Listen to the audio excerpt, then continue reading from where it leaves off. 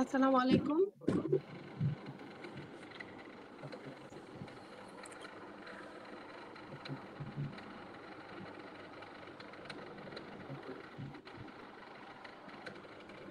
তুমি আওয়াজটা দিয়ে দিচ্ছ। আচ্ছা শোনো, যখন আমি কথা বলবো, ধরো আমারটা হাইলাইট করতেছো, তো স্যার যখন কথা বলবে তারকে হাইলাইট করে দিবা। হ্যাঁ, যেন হচ্ছে স্যার এবং ম্যাম যখন কথা বলবো ওদেরকেই যেন বেশি ফোকাস করে। ঠিক আছে, এখন শুরু করবো 1 সেকেন্ড হলে। আচ্ছা তাহলে আবার দাও। লাইভ যখন শুরু হবে তখন থেকে শুরু করবো আমরা, যেহেতু 8টা বাজে।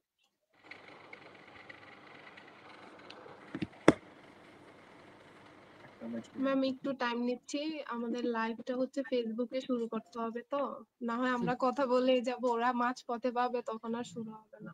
কিন্তু আমার এখানে তো লাইভ দেখাচ্ছে।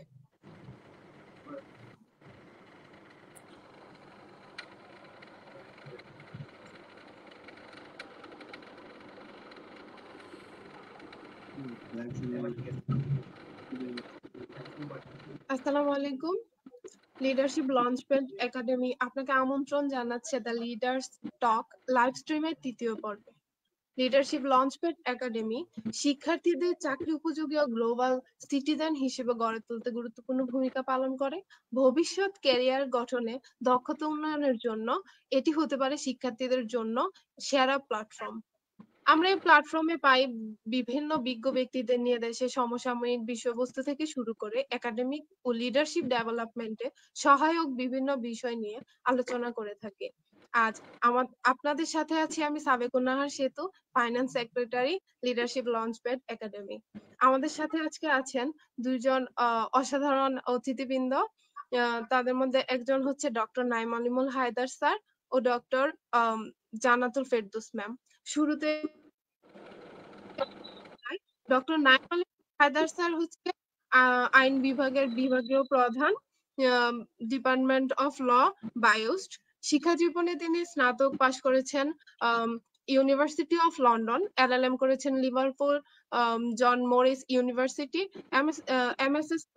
এমএসএস করেছেন university of Dhaka, PhD in law from Commonwealth Open University. পেশাগত জীবনে শিক্ষকতার পাশাপাশি তিনি ছিলেন একজন লেখক, আইন বিশেষজ্ঞ। তার 20টি রিসার্চ পেপারের পাশাপাশি পাবলিশ হয়েছে প্রায় 5টি বই। তাছাড়া তিনি বিভিন্ন সময়ে দেশের সমসাময়িক বিষয় নিয়ে আলোচনা সভা করে থাকেন এবং তার মত প্রকাশ করে থাকেন। তিনি দেশের উন্নয়নের লক্ষ্যে রেখেছেন অসাধারণ অবদান এবং বিভিন্ন কনফারেন্স দেশীয় গণ্ডি পার করে ইন্টারন্যাশনাল পর্যায়েও করেছেন এবং দেশের উন্নতির জন্য অনেক অবদান রেখেছেন। আমাদের সাথে আরো আছেন ডক্টর জান্নাতুল ফেরদৌস ম্যাম। পেশাগত জীবনে কুমিল্লা বিশ্ববিদ্যালয়ে লোক প্রশাসন বিভাগের অ্যাসোসিয়েট প্রফেসর হলেও তিনি শিক্ষা জীবনে স্নাতক, মাস্টার্স, পিএইচডি, এমফিল সবই করেছেন প্রাচ্যের অক্সফোর্ড খ্যাত ঢাকা ইউনিভার্সিটি থেকে। তার জীবনে অসংখ্য বই ও রিসার্চ পেপার লিখেছেন, তার মধ্যে 23টিরও বেশি বই তার পাবলিকেশনে আছেন এবং রিসার্চ পেপার অসংখ্য। তিনি ইন্টারন্যাশনাল বিভিন্ন কনফারেন্স সহ দেশীয় বিভিন্ন কনফারেন্স করে থাকেন এবং বিভিন্ন ক্ষেত্রে তার অবদান রয়েছে, তার মধ্যে অন্যতম হচ্ছে গণতন্ত্র প্রতিষ্ঠা। সম্মানিত উপস্থিত অতিথিবৃন্দ, শ্রোতা দর্শকবৃন্দ, আপনাদের সবাইকে আজকে এই লাইভ স্ট্রিমে সবাইকে আন্তরিকভাবে শুভেচ্ছা ও অভিনন্দন জানাচ্ছি। আজকে আমাদের আলোচনার বিষয়বস্তু হচ্ছে জনগণের দোরগোড়ায় সেবা, আইনের ব্যবহারিক দিক ও প্রশাসনিক উদ্যোগ। আমরা জানি একটি রাষ্ট্রের মূল লক্ষ্যই হচ্ছে জনগণের কল্যাণ নিশ্চিত করা। সেই লক্ষ্য অর্জনের অন্যতম মাধ্যম হচ্ছে জনগণের দোরগোড়ায় সেবা পৌঁছে দেওয়া। কিন্তু প্রশ্ন হলো কিভাবে এই সেবাগুলো বাস্তবিক অর্থে জনগণের কাছে পৌঁছাচ্ছে। আইন, প্রশাসন এবং প্রযুক্তির সমন্বয়ে সরকার কি ধরনের উদ্যোগ গ্রহণ করেছে। আজকের আলোচনায় আমরা জানার চেষ্টা করব কিভাবে আইনের ব্যবহারিক দিক, প্রশাসনিক উদ্যোগ এবং ডিজিটাল সেবা ব্যবস্থা নাগরিক জীবনে বাস্তব পরিবর্তন আনছে। তাই আমরা প্রথমেই শুরু করব ডক্টর নাঈম আলমুল হায়দার স্যারের কাছে একটি প্রশ্নের মাধ্যমে, যে জনগণের দোরগোড়ায় সেবা, যেটা নিয়ে আজকে আমরা আলোচনা করব। এই জনগণের দোরগোড়ায় সেবা বলতে আসলে কি বোঝাচ্ছে এবং এর মূল উদ্দেশ্যটা সম্পর্কে তার জন্য একটু বিস্তারিত বলেন। ধন্যবাদ সেতু। প্রথমেই আমি আজকের যে আয়োজনটা করা হয়েছে, যে টপিকটা, টাইটেলটা জনগণের দোরগোড়ায় সেবা, আইনের ব্যবহারিক দিক ও প্রশাসনিক উদ্যোগ, চমৎকার একটি টাইটেল আয়োজন আজকের এই আলোচনা সভার জন্য ঠিক করা হয়েছে। আমি স্বাগত জানাচ্ছি আমাদের সম্মানিত অতিথি জান্নাতুল ফেরদৌসকে আমাদের এই আলোচনায় যুক্ত হওয়ার জন্য। যে প্রথম কোশ্চেনটা করা হয়েছে যে আসলে দোরগোড়ায় সেবা বলতে আসলে আমরা কি বুঝি, যদি সংক্ষিপ্তভাবে সহজ সরল ভাষায় বলতে হয়, এটা হচ্ছে সাধারণ জনগণের একবারে কাছাকাছি পর্যায়ে, প্রান্তিক পর্যায়ে সরকারি বেসরকারি নানা ধরনের যে সেবাগুলো প্রদান করা হয় সরকারি বেসরকারি বিভিন্ন ভাবে, সেগুলোর যে বিভিন্ন মেকানিজম প্রসেস গুলো আছে সেগুলো যেন সাধারণ জনগণের কাছে নিয়ে যাওয়ার যে সামগ্রিক প্রক্রিয়া, ওটাকে আমরা বলতে পারি যে জনগণের দোরগোড়ায় সেবা। তো এই ক্ষেত্রে আমি প্রথমে বলেছি দুই ভাবে হতে পারে, সরকারি ভাবে হতে পারে, বেসরকারি ভাবে হতে পারে। তবে এই ক্ষেত্রে সরকারের ভূমিকাটাই এই জায়গায় আমার মনে হয় যে আমরা কার্যক্রমগুলো দেখি, যদিও আমরা প্রায় সময় দেখি যে বেসরকারি পর্যায়েও কিন্তু বিভিন্ন ধরনের উদ্যোগ নেওয়া হচ্ছে যে জনগণকে বিভিন্ন ধরনের সেবা দেওয়ার জন্য। তো সেই ক্ষেত্রে সেতু যে প্রথম পার্টটা বলছে জনগণের সেবা, দোরগোড়ায় সেবা বলতে কি বুঝি, পরবর্তী অংশটা কি ছিল প্রশ্নটা একটু যদি আবার করো। স্যার, আমাদের প্রশ্নটা ছিল হচ্ছে প্রথমত যে জনগণের দোরগোড়ায়, আমরা মূল বিষয়বস্তু যেটা যে হচ্ছে জনগণের দোরগোড়ায় সেবা বলতে কি বোঝায়, উদ্দেশ্যটা কি, তাই না? এটা মনে ছিল প্রশ্নটা, উদ্দেশ্যটা কি, যে সেবাটা হচ্ছে আমাদের কেন পৌঁছাতে হবে, এটা এই জনগণের দোরগোড়ায় সেবার উদ্দেশ্যটাই আমরা আসলে জানতে চাচ্ছি। আচ্ছা, আমরা যদি এভাবে একটু চিন্তা করি যে আসলে দেশ যখন স্বাধীন হয়, ৭১ সালে স্বাধীন হয়েছে, মহান স্বাধীনতা যুদ্ধের পর একটা সংবিধান আমরা পেয়েছি, এবং সেই সংবিধানের বিভিন্ন ক্লজে, আর্টিকেলে কিন্তু আমাদের জনগণের জন্য যে আমাদের সরকারগুলোকে কাজ করে যেতে হচ্ছে, বা পিছিয়ে পড়া জনগোষ্ঠী বা সাধারণ জনগোষ্ঠীর জন্য বিভিন্ন ধরনের রাষ্ট্রের দায় দায়িত্ব আছে, এবং সেই দায় দায়িত্ব গুলো কিন্তু আসলে এই দায় দায়িত্বের মধ্যে জনগণের দ্বার প্রান্তে যে সেবা নিয়ে যাওয়া, এটা কিন্তু একটা মূল একটা থিম হিসাবে কাজ করে। তো এদিকে একটা সাংবিধানিক বাধ্যবাধকতা তো আছেই রাষ্ট্রের প্রতি, সরকারের প্রতি, যেন সাধারণ জনগণের যে সেবাগুলো যেন তাদের ধার প্রান্তে বা দোরগোড়ায় নিয়ে যাওয়া হয়। তো উদ্দেশ্যটা ওটাই হচ্ছে যে সমাজের যারা সাধারণ জনগণ, বা যারা আমরা যদি বলি যে যারা একটু পিছিয়ে আছে, দুর্দশাগ্রস্ত যারা আছে, যারা মেইন স্ট্রিমে আসতে পারতেছে না সমাজের, তো তাদেরকে, এবং নাগরিক হিসেবে রাষ্ট্রের প্রতি যে ধরনের তাদের কিছু এনজয় রাইটস, অধিকার আছে যেগুলো এনজয় করার তাদের সাংবিধানিক একটা অধিকার, তো সেই সামগ্রিক বিষয়গুলো বাস্তবায়ন করাই কিন্তু হচ্ছে যে নাগরিক যে সেবাগুলো দোরগোড়ায় পৌঁছে দেওয়া, হ্যাঁ, জনগণ দোরগোড়ায় সেবাগুলো পৌঁছে দেওয়া। সো এক কথায় যদি বলি, সাধারণ জনগণ পাশাপাশি যারা দুর্দশাগ্রস্ত এবং পিছিয়ে পড়া জনগোষ্ঠী আছে, তাদেরকে বিভিন্ন ধরনের সুযোগ সুবিধা দেওয়াটাই বা সরকারি সেবাগুলো পৌঁছে দেওয়াটাই একটা মূল উদ্দেশ্য হিসাবে কাজ করে।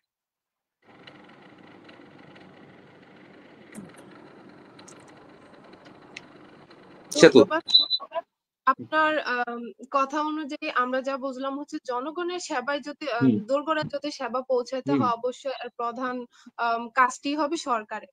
তাহলে দেখতেছি প্রশাসনিক অনেক প্রতিষ্ঠানগুলোই হচ্ছে দায়ী হবে, যেহেতু সরকার জনগণকে সেবা। আমি যদি একটু অ্যাড করি, আমি জানি আমাদের ম্যাডাম কিন্তু এখানে হয়তো সাপ্লিমেন্ট করবে, এখানে আরো দিবে। তো মূলত এখানে যে একটু বিষয় আনতে চাই যে আসলে আমরা জানি যে একটা সরকার, রাষ্ট্র তো আর জনগণের সেবা মানে পৌঁছে দিতে পারে না, এটা তো একটা ধারণা। রাষ্ট্র মূলত রাষ্ট্রের হয়ে সরকারই কিন্তু বিভিন্ন ধরনের কাজটা করে থাকে। তো সরকার কিভাবে কাজটা করে, সরকার মূলত 3টা অর্গানের মাধ্যমে কাজটা করে। ওই যে লেজিসলেটিভ অথরিটি, আইন তৈরি করা হয়, সেই আইনটা বাস্তবায়ন করার দরকার হয় নির্বাহী বিভাগে যারা আছে, যে সরকারি ডিপার্টমেন্ট গুলো, আর সেই পলিসি বা আইনগুলো নিয়ে যদি কোনো ধরনের সমস্যা ক্রিয়েট হয়, চ্যালেঞ্জ ক্রিয়েট, সেই ক্ষেত্রে জুডিশিয়ারির কথা বলা আছে। তো মূলত তিনটা অর্গানের মাধ্যমেই কিন্তু একটা কাজ করে। আমার মনে হয় যে জনগণের যে সেবা দেওয়ার বিষয়টা কিন্তু তিনটা অর্গানের মাধ্যমেই যায়। তো এই ক্ষেত্রে মনে হয় ম্যাডাম আরো যদি কিছু সাপ্লিমেন্ট করতে পারে। জি, আমরা তো দেখছি যে তাহলে প্রশাসনিক অনেক বিকেন্দ্রীকরণের সাথে ওতপ্রোতভাবে বিষয়টি অনেক জড়িত। অবশ্যই, আমরা অবশ্যই, অবশ্যই। ম্যাম থেকে জানতে চাইবো যে ম্যাম, জনগণের দোরগোড়ায় সেবা পৌঁছে দেওয়ার ধারণাটি কিভাবে আমরা এই প্রশাসনিক বিকেন্দ্রিকতার সঙ্গে সম্পর্কিত বলে মনে করব? আপনার ধারণা কি? আচ্ছা, আমি প্রশ্নের অ্যান্সারে যাওয়ার আগে প্রথমত ধন্যবাদ জানাতে চাই আজকের আয়োজকদের। আর সেতু স্পেশালি তোমাকে, তুমি অ্যাঙ্করিং করাটা একটা লোডের ব্যাপার। That's why I am grateful to you. তুমি এই সাহসটা দেখাইছো এই যে। আর থ্যাংক ইউ। আমি সবচেয়ে বেশি হ্যাপি এই জন্য যে ডক্টর মোহাম্মদ নাইম আলিমুল হায়দার স্যারের সাথে আমি প্ল্যাটফর্ম শেয়ার করতেছি। It's a privilege and honour for me. Thank you madam. এটা সেম হিয়ার আমারও। তো এখন আমার যে কোশ্চেনটা করা হয়েছে সেটা প্রশাসনিক বিকেন্দ্রীকরণ রিলেটেডই তো, তাই না? ঠিক, কিভাবে এটা জড়িত? সরি, জনগণের দোরগোড়ায় সেবা পৌঁছে দেওয়ার যে ধারণাটা কিভাবে প্রশাসনিক বিকেন্দ্রীকরণের সাথে সম্পর্কিত বা জড়িত বলে আপনি মনে করেন? ওকে, আমাদের আজকের প্রোগ্রামের ট্যাগলাইন যেটা, সেটা হচ্ছে জনগণের দোরগোড়ায় সেবা, আইনের ব্যবহারিক দিক এবং প্রশাসনিক উদ্যোগ। প্রশাসনিক উদ্যোগের কথাটা বলতে গেলেই আমাদের বিকেন্দ্রীকরণের প্রসঙ্গটা চলে আসে। আমরা সাধারণত সেন্ট্রাল গভর্নমেন্টের সম্ভব না সেন্ট্রালে বসে বসে জনগণ অবধি সেবাটা পৌঁছে দেওয়া, সেটার জন্য বিকেন্দ্রীকরণের থটটা চলে আসছে। বিকেন্দ্রীকরণের সর্বোৎকৃষ্ট উদাহরণ আমরা লোকাল গভর্নমেন্টের মাধ্যমে আমরা দেখতে পাই। আমাদের শহর কেন্দ্রিক দুইটা লোকাল গভর্নমেন্টের ব্যবস্থা আছে, একটা হচ্ছে সিটি কর্পোরেশন আর একটা হচ্ছে পৌরসভা। আর যদি আমরা রুরাল লোকাল গভর্নমেন্টের দিকে দেখি তাহলে সেখানে আমাদের ইউনিয়ন পরিষদ আছে, উপজেলা আছে, জেলা পরিষদ আছে। এই সমস্ত উইং এর মাধ্যমে আমাদের ফ্যাসিলিটিগুলো এনশিওর করা হয়। বেসিক্যালি আমরা কি ধরনের ফ্যাসিলিটি, আমাদের মৌলিক চাহিদাগুলোকে ফুলফিল করার জন্যই গভর্নমেন্ট কাজ করে যাচ্ছে। নাইম স্যার কিছুক্ষণ আগে সংবিধানের কথা বললো। সংবিধানের বাইরে আমরা কেউই না। এই স্থানীয় সরকার ব্যবস্থাটা টোটালি সংবিধান ধরেই চলবে, বাট এখানে সাপ্লিমেন্টারি লস থাকবে। ইউনিয়ন পরিষদ পরিচালনার জন্য যেমন আছে, আমাদের উপজেলা পরিষদ পরিচালনার জন্য আছে, এরকম আমাদের লোকাল গভর্নমেন্টের পরিচালনার জন্য সাপ্লিমেন্টারি লসগুলা ধরেই কিন্তু আমরা আমাদের সেবাগুলা দিয়ে থাকি। যেমন ধরেন আমাদের শিক্ষা, স্বাস্থ্য, কৃষি, সামাজিক সুরক্ষা ব্যবস্থা, অবকাঠামোগত উন্নয়ন, এই সমস্ত ফ্যাসিলিটিগুলো এনশিওর করে গভর্নমেন্ট থ্রু লোকাল গভর্নমেন্ট।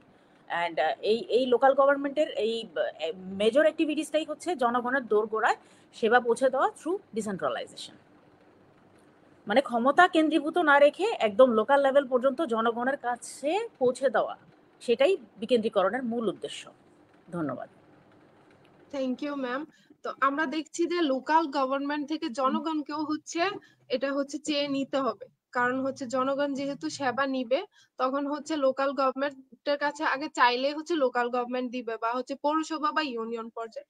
এক্ষেত্রে আমি ডক্টর মোহাম্মদ নাইম আলিমুল হায়দার স্যারের কাছে একটা প্রশ্ন রাখতে চাই যে এই যে সেবা প্রাপ্তির যে ক্ষেত্রটা, আমরা যে সেবা চাইবো, নাগরিক যখন সেবা চাইবে, এক্ষেত্রে সেবা প্রাপ্তির ক্ষেত্রে নাগরিকের আইনি অধিকার হিসেবে কোন বিষয়টিকে আমরা গণ্য করব? আচ্ছা, একটু আগে আমাদের জান্নাত ম্যাডাম চমৎকার ভাবে তুলে ধরেছেন যে আসলে কেন আমাদের এই সেবাগুলো আমাদের সর্বস্তরের সর্বক্ষেত্রে এটা আমাদের ছড়িয়ে দেওয়ার যে কনসেপ্টটা নিয়ে কথা বলেছেন, যে ক্ষমতা একই জায়গায় কেন্দ্রীভূত না রেখে তা ছড়িয়ে দেওয়া, ডিসেন্ট্রালাইজড করা, এটাও কিন্তু একটা গুরুত্বপূর্ণ দিক জনগণের দোরগোড়ায় যদি সেবা পৌঁছাতে হয়। তো আমরা ওই সিস্টেমই কিন্তু আমাদের বর্তমান যে লিগ্যাল সিস্টেম বলি বা প্রশাসনিক ব্যবস্থা বলি, ওইভাবেই কিন্তু এইগুলো স্ট্রাকচারটা সাজানো আছে। যদি আমরা দেখি সিটি কর্পোরেশন, তারপর সিটি কর্পোরেশনের বাইরে যে পৌরসভাগুলো আছে, পৌরসভাগুলো একটা স্ট্রাকচার হইতে চলতেছে। পাশাপাশি আমরা যদি উপজেলা সিস্টেম, ইউনিয়ন পর্যায়ে যদি দেখি, ওই এগুলো বিভিন্ন স্তরে ভাগ করা আছে, এবং আমাদের ওই নির্দিষ্ট অঞ্চলের যে জনগণ যারা নাগরিক আছে তারা ওই কনসার্ন দপ্তরের সাথেই কিন্তু তারা তাদের সেবার বিষয়গুলো তারা মানে এনজয় করে থাকে।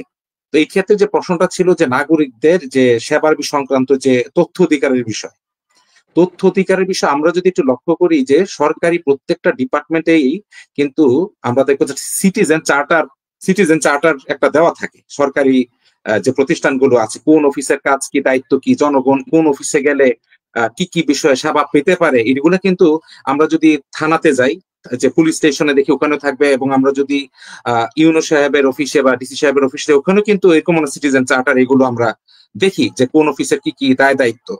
এর বাইরেও একটা যেহেতু আইনের একটা বিষয় ব্যবহারিক দিক আছে, যে আসলে এই সিটিজেন চার্টার বা প্রত্যেকটা যে অফিস আছে যারা জনগণকে সেবা দিতে বাধ্য, এই ক্ষেত্রে সাধারণ জনগণ হিসাবে তাদের অধিকারটা কিভাবে তারা এনশিওর করতে পারে বা এনফোর্স করতে পারে, এটার কোনো আইনগত দিক আছে কিনা। অবশ্যই এই ক্ষেত্রে একটা আইনগত দিক যদি আমরা বলি যে তথ্য অধিকার আইন নামে একটা আইন আমরা বলে থাকি, যে তথ্য অধিকার আইন একটা আছে, এবং আমরা যে কোনো অফিসে বা যে কোনো জায়গায় গিয়ে কিন্তু আমরা সে তথ্য অধিকার জানতে চাইতে পারি যে এই বিষয়টা আমাকে জানানো হোক, এবং ওই আইনে সুন্দর করে বিভিন্ন ধাপে বলে দেওয়া আছে যে কোথায় কিভাবে অ্যাপ্লিকেশন করতে হবে, কোথায় তথ্যটা কতদিনের মধ্যে দেওয়া হবে, খুব সুন্দর করে আইনে বলে দেওয়া আছে।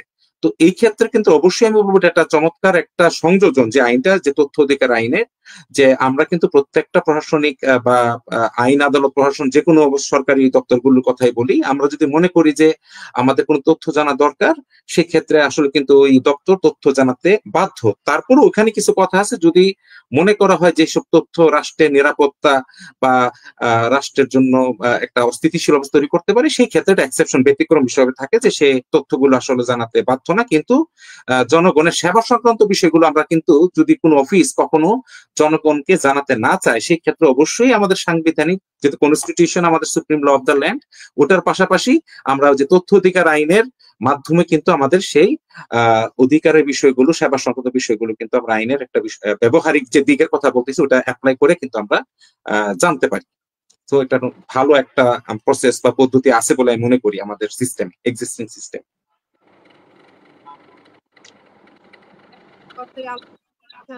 যেমন হচ্ছে বলেন যে তথ্য অধিকার আইন বা তারপরে হচ্ছে বিভিন্ন ধরনের বলেছেন যে বিভিন্ন ধরনের সেক্টরে হচ্ছে ওই জিনিসগুলো ভাগ করে দেওয়া যায়।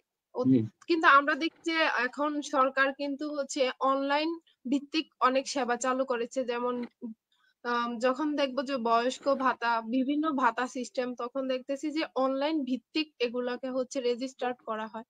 এক্ষেত্রে আমি হচ্ছে ডক্টর জান্নাতুল ফেরদৌস ম্যামকে একটু প্রশ্ন করতে চাই যে আপনি কিভাবে দেখছেন যে ইউনিয়ন ডিজিটাল সেন্টার গুলা বা হচ্ছে সিটি কর্পোরেশনের যে অনলাইন সেবা কেন্দ্রগুলো, এগুলোর কার্যকারিতাটা কেমন বা কতটা সফলভাবে ওরা হচ্ছে নাগরিকের কাছে সেবা পৌঁছে দিতে পারছে বলে আপনি মনে করেন? ইউনিয়ন ডিজিটাল সেন্টার এটা আসলে বাংলাদেশের জন্য একটা যুগান্তকারী উদ্যোগ। এইটা আসার পরে বাংলাদেশের যে সার্ভিস ডেলিভারি স্ট্রাকচারটা, এটা একটা বিশাল বড় চেঞ্জ, ড্রাস্টিক চেঞ্জ বলবো আমি সেটাকে। এইটা এই ই গভর্নেন্সের একটা মেজর রিফ্লেকশন আমরা এটার মধ্যে দেখতে পাই। ওইখানে আমরা 2010 সালে যেটা এটার introduction, service at door step of the people, এটার মেজর উদ্দেশ্য ছিল। আর সেটার মাধ্যমে আমাদের জন্ম মৃত্যু সনদ বলেন, অনলাইনে আবেদন, কৃষি ও শিক্ষা সম্পর্কিত তথ্য, তারপর মোবাইল ব্যাংকিং, তারপরে নানান ধরনের সরকারি বেসরকারি প্রশিক্ষণ, এই সমস্ত সেবা প্রদানের উদ্দেশ্যে ইউনিয়ন ডিজিটাল সেন্টার তার সার্ভিসগুলো দেয়া শুরু করে। তারপর আবার এই ইউনিয়ন ডিজিটাল সেন্টার অ্যাবসলিউটলি যে সফল সেটা বলা যাবে না, কারণ কি আমাদের দেশের প্রেক্ষাপটে কিছু লিমিটেশনসও আছে, এটা আমরা অ্যাভয়েড করতে পারবো না কখনোই। যেমন বলা যায় যে আমাদের ইন্টারনেট কানেকশন অনেক স্লো।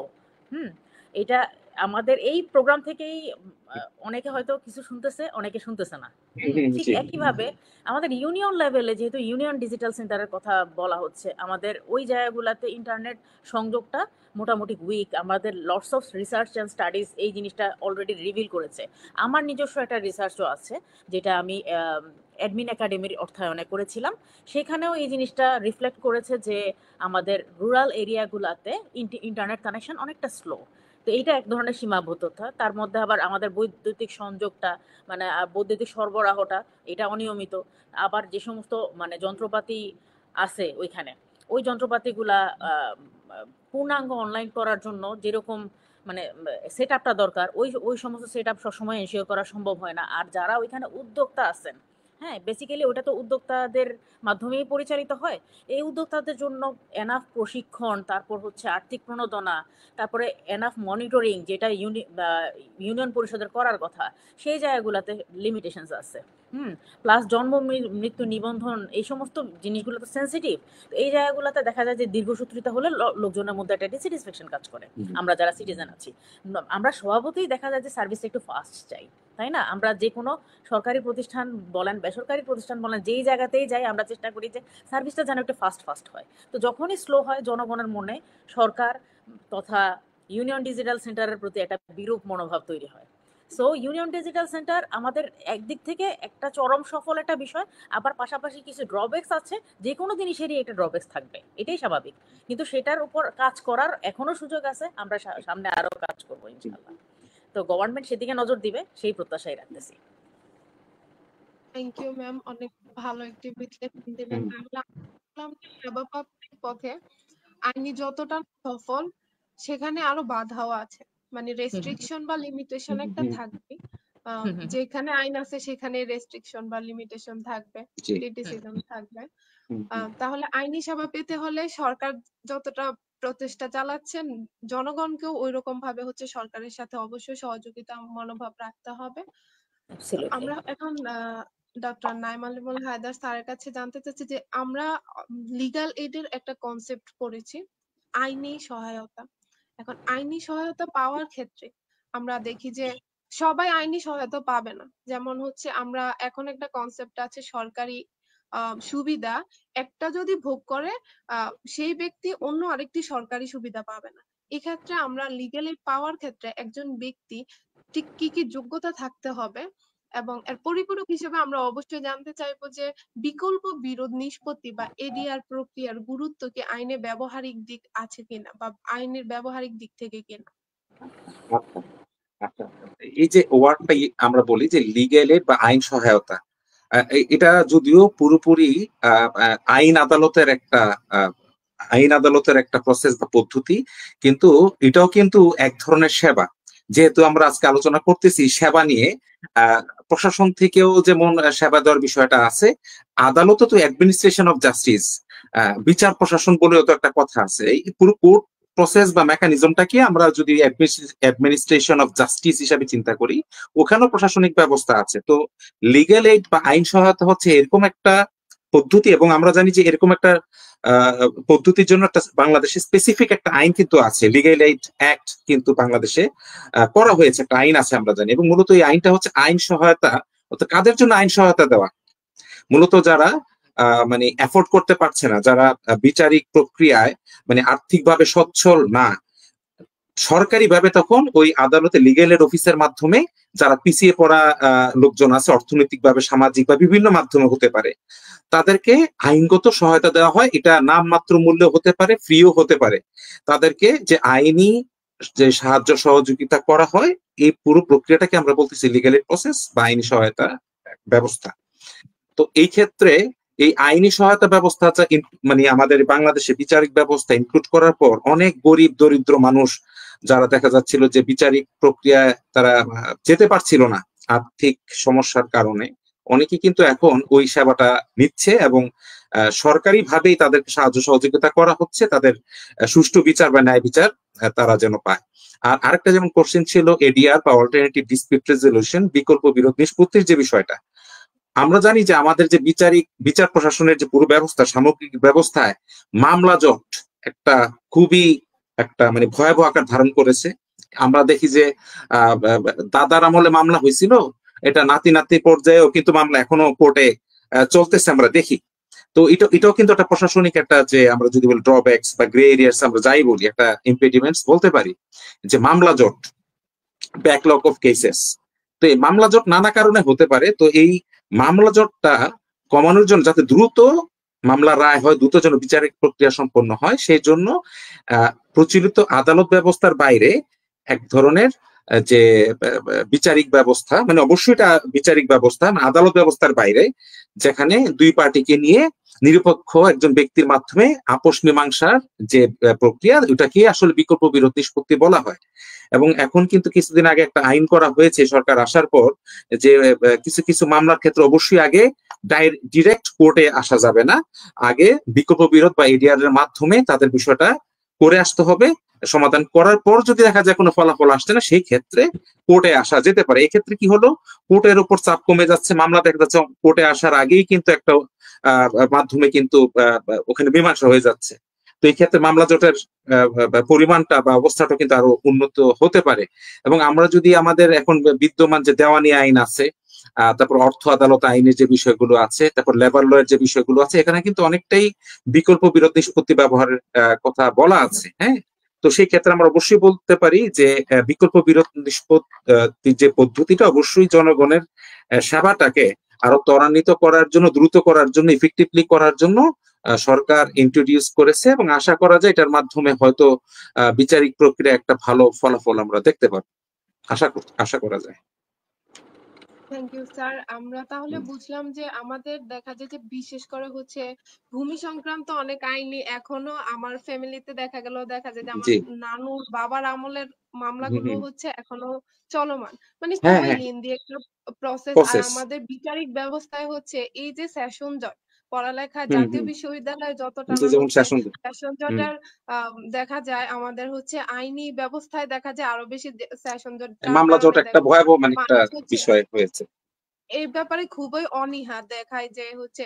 তাছাড়া আমরা দেখলাম যে যখন আমরা টর্ট ল নিয়ে কথা বলি তখন এই যে লং টাইম হচ্ছে একটা মামলার জট, এই কারণে হুম। আমাদের দেশে এই ধরনের টর্ট ল নিয়েও কোনো চর্চা হচ্ছে না। আহ, এই যে আমাদের বিচারিক এটাই ব্যবস্থা। এটাই কিন্তু সেবা পাওয়ার ক্ষেত্রে একটা বড় প্রতিবন্ধকতা, যে তোর গোড়ায় পৌঁছে দিব সেবা, এটা বড় প্রতিবন্ধকতাই মামলা জট। জি স্যার, জি স্যার। জি। এখন এখানে দেখা যায় হতে পারে আপনি বলেন যে বিভিন্ন কারণে এই সেশন জট গুলো হতে পারে। তো হুম, হুম। এক্ষেত্রে এডিআর কে আমরা অবশ্যই অবশ্যই। গুরুত্ব দিচ্ছি, যেহেতু ইন্টারন্যাশনাল লয়েও আমরা দেখলাম যে হচ্ছে বলা ছিল যে তোমরা আরবিট্রেশন করো, মেডিয়েশন করো, কোনোভাবে হচ্ছে হুম, হুম। বিচারের পিসফুল একটা হচ্ছে সমাধান আনো। তাহলে আমরা রাইট। আরবিট্রেশনকে অবশ্যই আইনের একটা ব্যবহারিক দিক হিসেবে বিবেচনা করছি। এক্স্যাক্টলি, এক্স্যাক্টলি, এখন আমরা এক্স্যাক্টলি। হচ্ছে দেখতেছি আমাদের দেশে ম্যাক্সিমাম ক্ষেত্রেই হচ্ছে অ্যাকাউন্টেবিলিটি আর ট্রান্সপারেন্সির ব্যাপারটা খুবই অভাব। তো আমরা হচ্ছে এখন ডক্টর জান্নাতুল ফেরদৌস ম্যামের কাছে থেকে জানতে চাইবো যে প্রশাসনের যে স্বচ্ছতা বা জবাবদিহিতা বৃদ্ধি করতে কি ধরনের আইনের সংস্কার প্রয়োজন বলে আপনি মনে করেন? আইনের সংস্কার অ্যাকচুয়ালি আমাদের যথেষ্ট পরিমাণে আইন আছে। হুম, এটা সুষ্ঠু প্রয়োগ হলেই আমাদের সমাধানটা হয়ে যায় আসলে।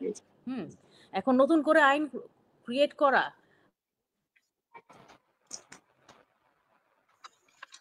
আইন আমরা তৈরি করলাম কিন্তু সার্ভিস এনশিওর হলো না আলটিমেটলি। হুম, আমাদের যা এক্সিস্টিং আছে সেগুলার ক্ষেত্রে আমাদের দাপ্তরিক জটিলতা, আমলাতান্ত্রিক জটিলতা সেগুলা নিরসন করতে হবে বলে আমি মনে করি।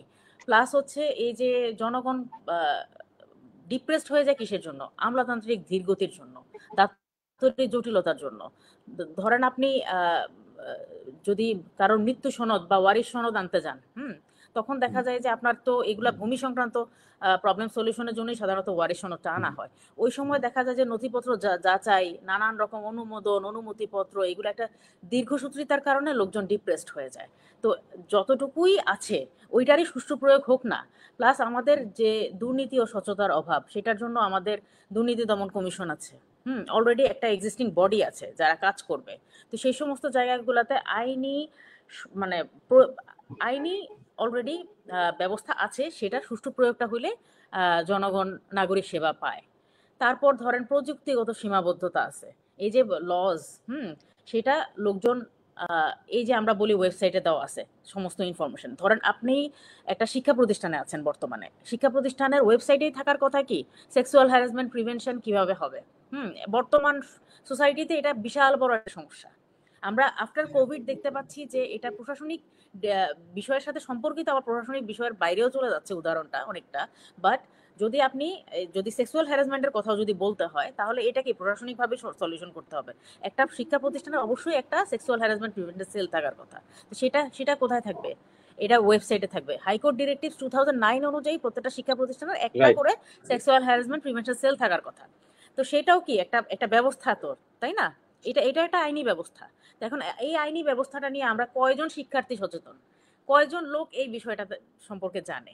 এই যে প্রযুক্তিগত সীমাবদ্ধতা প্লাস দক্ষ লোকজন, এই যে যারা বিচারিক প্যানেলে থাকবে, তারা তারা অ্যাকচুয়ালি ফ্যাক্ট ফাইন্ডিং করবে, বাট সলিউশন তো অ্যাকচুয়ালি সিন্ডিকেট দিবে একটা শিক্ষা প্রতিষ্ঠানের।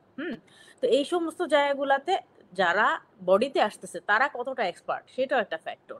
প্লাস আইন সম্পর্কে আমরা কতটুকু জানি। যেদিনই আমাদের অ্যাডমিশন হয় সেদিনই প্রয়োজন কি যে আমাদের পরীক্ষা নীতিমালা, তারপর আমাদের হ্যারাসমেন্ট নীতিমালা, প্লাস হচ্ছে প্রক্টোরিয়াল রুলস, এই সমস্ত বিষয়গুলো একদম ক্লিয়ার কাট নলেজ রাখতে হবে স্টুডেন্টদের।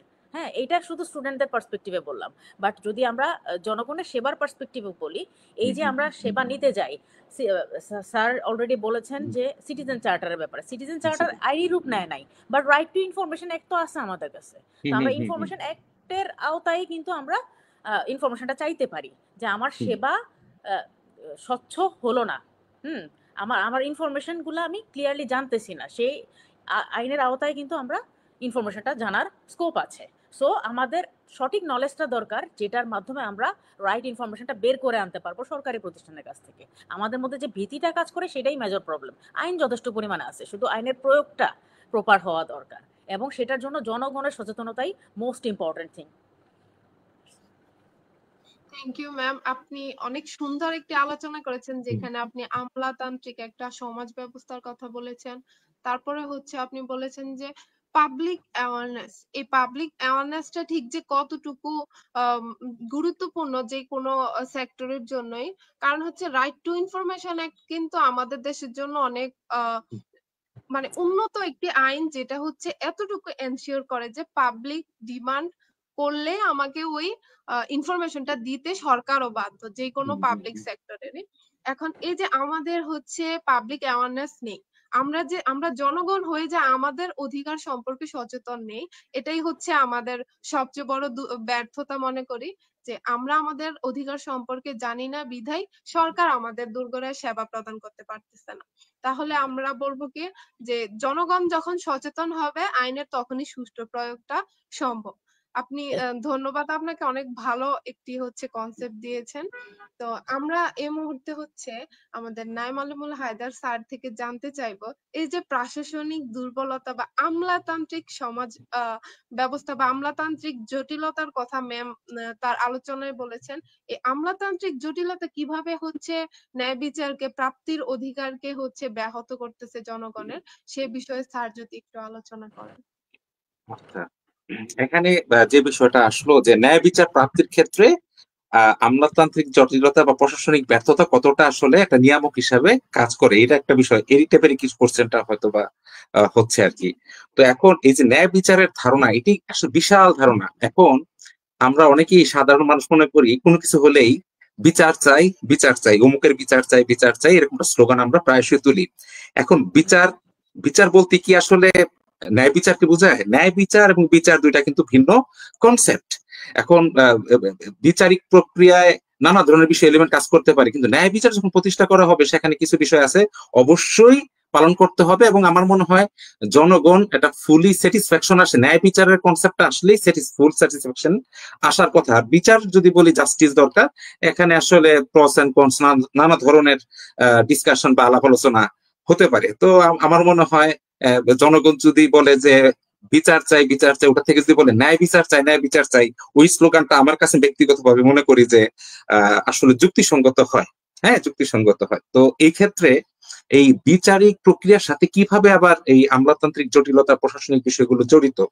এই যে দেখেন, আমাদের যে কনস্টিটিউশনটা এরকম করে ড্রাফট করা হয়েছে, চেক এন্ড ব্যালেন্সের কথা বলা হয়েছে যে তিনটা অর্গান স্বাধীনভাবে কাজ করবে, একটা অর্গান আরেকটা অর্গানের কাজে কোনো ইন্টারফেয়ার করবে না। কিন্তু আমাদের অনেকগুলো প্রভিশন বা প্র্যাকটিস এরকম আছে, দেখা যাচ্ছে যে এক অর্গানের কাজ আরেক অর্গান করে ফেলতেছে। বিচার করার কথা কিন্তু শুধুমাত্র জুডিশিয়ারি, হ্যাঁ, জুডিশিয়ারির। কিন্তু দেখা যাচ্ছে যে আমাদের যে এক্সিস্টিং অনেক ল বা প্রসিডিউর আছে সেখানে দেখা যাচ্ছে নির্বাহী বিভাগের অনেকেই কিন্তু আমরা জানি যে বিচারিক যেটা সামারি ট্রায়াল করা হবে এক্সিকিউটিভ ম্যাজিস্ট্রেটরা যে কাজগুলো করে থাকেন। তো এটা নিয়ে আমরা জানি অনেক ডিবেট হচ্ছে, সরকারের সাথে অনেক ধরনের আলাপ আলোচনা হয়, জুডিশিয়ারি বা নির্বাহী বিভাগ তাদের মধ্যে অনেক দড়ি রশি টানাটানি হচ্ছে, তর্ক বিতর্ক হয়, বিষয়গুলো আমরা জানি বা আমরা পত্র পত্রিকা বা বিভিন্ন পরিচিত জনের মাধ্যমে শুনি। তো এই ক্ষেত্রে এই জায়গায় কিন্তু অবশ্যই এক ধরনের একটা ভ্যাকিউম আছে আমি মনে করি যে আমাদের সিদ্ধান্ত নিতে হবে যে এই ফুল বিচারিক প্রক্রিয়াটা কি শুধু বিচার প্রশাসনের সাথে যারা জড়িত তারাই করবে, নাকি এটার মধ্যে আমরা নির্বাহী বিভাগের যারা আছে তাদেরকে রাখবো, এই বিষয়টা নিয়ে একটা কনক্রিট ডিসিশন আসা দরকার। কারণ দুই ধরনের বিচারিক প্রক্রিয়া যেখানে চলে সেখানে নানা ধরনের জটিলতা তৈরি হওয়ার একটা বা সৃষ্টি হওয়ার একটা সম্ভাবনা থাকে। আমি ওই হিসাবে বলছি। আর আরেকটা বিষয় যদি আমরা বলি যে আসলে আমাদের বিচার বিভাগ কিন্তু বলা হয়েছে যে আলাদা করা হয়েছে। আমরা জানি যে মাজদার হোসেন কেসের যে বিষয়টা আসছিল ওটার উপর ভিত্তি করে কিন্তু আমরা জানি বিচার বিভাগ পৃথকীকরণের যে বিষয়টা এখন, এবং আমাদের মাননীয় প্রধান বিচারপতি মহোদয় বলেছেন যে বিচার বিভাগ আলাদা হবে। তো এখন বিচার বিভাগ আলাদা করতে গিয়েও দেখা যাচ্ছে এই যে বিচার বিভাগের অনেক বিষয় বিভিন্ন মিনিস্ট্রি বা মন্ত্রণালয়ের সাথেও কিন্তু বিভিন্ন ফেসিলিটি দেওয়ার ক্ষেত্রে অর্থ মন্ত্রণালয় বা অন্যান্য মন্ত্রণালয়গুলো রিলেটেড। তো এই ক্ষেত্রে দেখা যায় যে জুডিশিয়ারি অনেক ক্ষেত্রে বিভিন্ন মন্ত্রণালয়ের উপর যখন নির্ভরশীল থাকে সেই ক্ষেত্রে কিন্তু একটা মানে বিচারিক প্রক্রিয়ায় পুরোপুরি জুডিশিয়ারির এক ধরনের আধিপত্য থাকার কথা, ওটা কিন্তু অনেক ক্ষেত্রেই এই জায়গায় এক ধরনের প্রতিবন্ধকতা তৈরি হতে পারে। তো সেই ক্ষেত্রে এর জন্য হয়তো আলোচনা হচ্ছে যে স্বাধীন বিচার বিভাগের জন্য আলাদা একটা সচিবালয় প্রতিষ্ঠা করা হবে। তো আমি জাস্ট আমাদের এক্সিস্টিং যে সিস্টেমের মধ্যে বিচার বিভাগের উপর যে নির্বাহী বিভাগের বা মিনিস্ট্রিগুলোর এক ধরনের প্রভাব লক্ষ্য করা যায় এবং এটার কারণে অনেক নেতিবাচক পরিস্থিতিরও মাঝে মধ্যে তৈরি হয়। তো এটাও একটা আমরা প্রতিবন্ধকতা বলতে পারি। আর এই ক্ষেত্রে আমরা যদি বলি বিচারক নিয়োগ করা বা বিচার প্রক্রিয়া সুষ্ঠু হচ্ছে কিনা, অবশ্যই আমাদের আস্থা রাখতে হবে যে বিচারিক প্রক্রিয়া সুষ্ঠু হচ্ছে। যদি আমরা জানি যে কোন দেশের বিচারালয় বা আদালতের সর্বশেষ আশ্রয়স্থল, যদি ওখানেই ন্যায় বিচার প্রাপ্তির ক্ষেত্রে আমাদের কোনো ধরনের দুর্বলতা থাকে বা আমাদের যদি কোনো ধরনের সন্দেহ থাকে, এটা কিন্তু আসলে আমাদের জাতি হিসাবে বা রাষ্ট্র হিসাবে কিন্তু একদম ব্যর্থতার দিকেই আমাদের নিয়ে যায়। তো এই ক্ষেত্রে যে কোশ্চেনটা ছিল যে প্রশাসনিক বিভিন্ন ধরনের, যে ম্যাডাম কিন্তু অলরেডি যথার্থই বলেছেন যে আমরা ছোটবেলা করেছিলাম লাল ফিতার দূরত্ব। হ্যাঁ, লাল ফিতার দূরত্ব নিয়ে অনেক সময় প্যারাগ্রাফ বিভিন্ন ধরনের বিষয় আমাদের লিখতে হয়েছিল, ছোট যত যা মনে পড়ে আর কি। তো এই লাল ফিতার দূরত্ব একটা আমার মনে হয় নেগেটিভ একটা সাইড যে প্রশাসনিক ব্যবস্থা এটা আছে। আর ম্যাডাম যেটা বললো যে আইন তৈরি করা হয়েছে, কিন্তু আইনটা কিন্তু ইমপ্লিমেন্ট করার দায়িত্ব কিন্তু ওই এমপি সাহেবরা আইন তৈরি করে দেয় পার্লামেন্টে। এবং ওইটাই তো আমাদের প্রশাসনিক যে যারা আছে, এটা আমরা সিভিল প্রশাসন বলি, পুলিশ প্রশাসন বলি, তারাই তো এটা এক্সারসাইজ করে বা ইমপ্লিমেন্টেশন করে। সো ইমপ্লিমেন্টেশন করতে গিয়ে নানা ধরনের যে যে আমরা মানে খবরাখবর দেখি বা আর্থসামাজিক অবস্থায় যে মানে চিত্রগুলো দেখি, ওখানে দেখা যায় করাপশনের একটা বিষয় থাকে, পলিটিক্যাল ইনফ্লুয়েন্সের বিষয়গুলো থাকে, তারপর যে মাসেল পাওয়ারের কিছু বিষয় থাকে, তারপর আমরা যদি বলি নানা ধরনের ইন্টারফেয়ারেন্সের বিষয় থাকে। এগুলো কিন্তু অনেক সময় দেখা যায় একটা প্রশাসনিক এক অস্থিরতা তৈরি করে এবং আলটিমেটলি কোনো না কোনো ভাবে হয়তো জনগণের যে সেবা পাওয়ার ক্ষেত্রে হয়তো প্রতিবন্ধকতা তৈরি করতে পারে। তো এই বিষয়গুলো আমার মনে হয় আমাদের একটু দেখা দরকার, বা যতটা উন্নতি করা যায় তত করতে পারলে ভালো। এই ক্ষেত্রে হয়তো ম্যাডাম, আমি জানি না কতটা এই ক্ষেত্রে আমার আশা করি একমতই হবেন, উনি হয়তো আর সাপ্লিমেন্ট দিতে পারবেন এই বিষয়ে আরো। তো আমি মনে করি এটা একটা মানে গুরুত্বপূর্ণ একটা বিষয়, যে বিষয়টা আমি একটু তুলে ধরেছি। সেটাই। এই ব্যাপারে আমি মনে করতেছি যে ম্যাম কিছু বলতে চাচ্ছে। হ্যাঁ, আমার মনে হয় ম্যাম যদি কিছু বলেন এই বিষয়টা, যে বিষয়টা নিয়ে আমি একটু আলোচনা করেছি। এইখানে আপনি অনেক কিছুই কভার করে ফেলেছেন। এখানে আমি যদি সাপ্লিমেন্টারি যদি কিছু অ্যাড হুম করতে চাই, সেটা হচ্ছে যে আমাদের অভ্যন্তরীণ অডিট ব্যবস্থা হুম স্ট্রং হুম হুম করতে হুম হবে। প্লাস হুম আমাদের এই যে প্রশাসনিক কর্মকর্তা যারা আছেন, তাদের হুম আর্থিক বিষয়গুলা আরো স্বচ্ছ করা দরকার। ইয়ার এন্ডে তাদের ইনকাম অ্যান্ড এক্সপেন্ডিচার এগুলার প্রপার অডিট হওয়া দরকার। হুম অভ্যন্তরীণ অডিট যতটা স্ট্রেংথেন হবে, ততটাই দুর্নীতির প্রবণতা কমে আসবে বলে বোধ করি। তারপর আমরা সাধারণত আমরা চিন্তা করি যে একটা সরকারি দপ্তরে গেলে আমাদের হয়তো স্পিড মানি দিলেই খুব আর্লি সার্ভিসটা পাওয়া যাবে। হুম এটা হুম শুধু আমার কথা না, এটা আমাদের আকবর আলী খান স্যার এই বিষয়ে ম্যাডাম কাজ এটা করে কোনো কালচার হয়ে গেছে, আমাদের দেশের কালচারের একটা অংশ হয়ে গেছে মনে হয়, তাই না? এটা মনে হয় কালচার হয়ে সেটাই গেছে আমাদের। হ্যাঁ, সেটাই হুম, এটা হুম, ওনার রিসার্চেই উনি এই জিনিসটা এক্সপোজ করেছেন যে আমরা হুম। চিন্তা করি যে যদি স্পিড মানি দেয় আমার সার্ভিস ফাস্ট হবে, এবং সেই থিঙ্কিং থেকেই কিন্তু আমরা নিজেরাই জনগণের এন্ড থেকেই কিন্তু দুর্নীতিকে প্রশ্রয় দেওয়া হয়। আমরা প্রত্যেকেই জানি যে দুর্নীতি করার জন্য মানে যে আইনে প্রত্যেকটা আইনের সঠিক প্রয়োগ হলে কিন্তু আর মানে দুর্নীতি জিনিসটা এলিমিনেট করা সম্ভব, কিন্তু এটার এই প্রয়োগটা আমরা করতে চাই না। আমরা চিন্তা করি যে আমরা গেলেই কিছু স্পিড মানি দিয়ে সার্ভিসটা নিয়ে চলে আসবো। তো আচ্ছা, তো এই ক্ষেত্রে এই জি, আমার কাছে মনে হয় জনগণের সচেতনতার উপরে আর বাড়তি কোনো ওষুধ নাই। হ্যাঁ, আচ্ছা, মানে ট্রুলি হ্যাঁ, স্পিকিং যদি আমরা সচেতন হই তাহলে দুনিয়া চেঞ্জ করা সম্ভব। এই যে জি স্যার।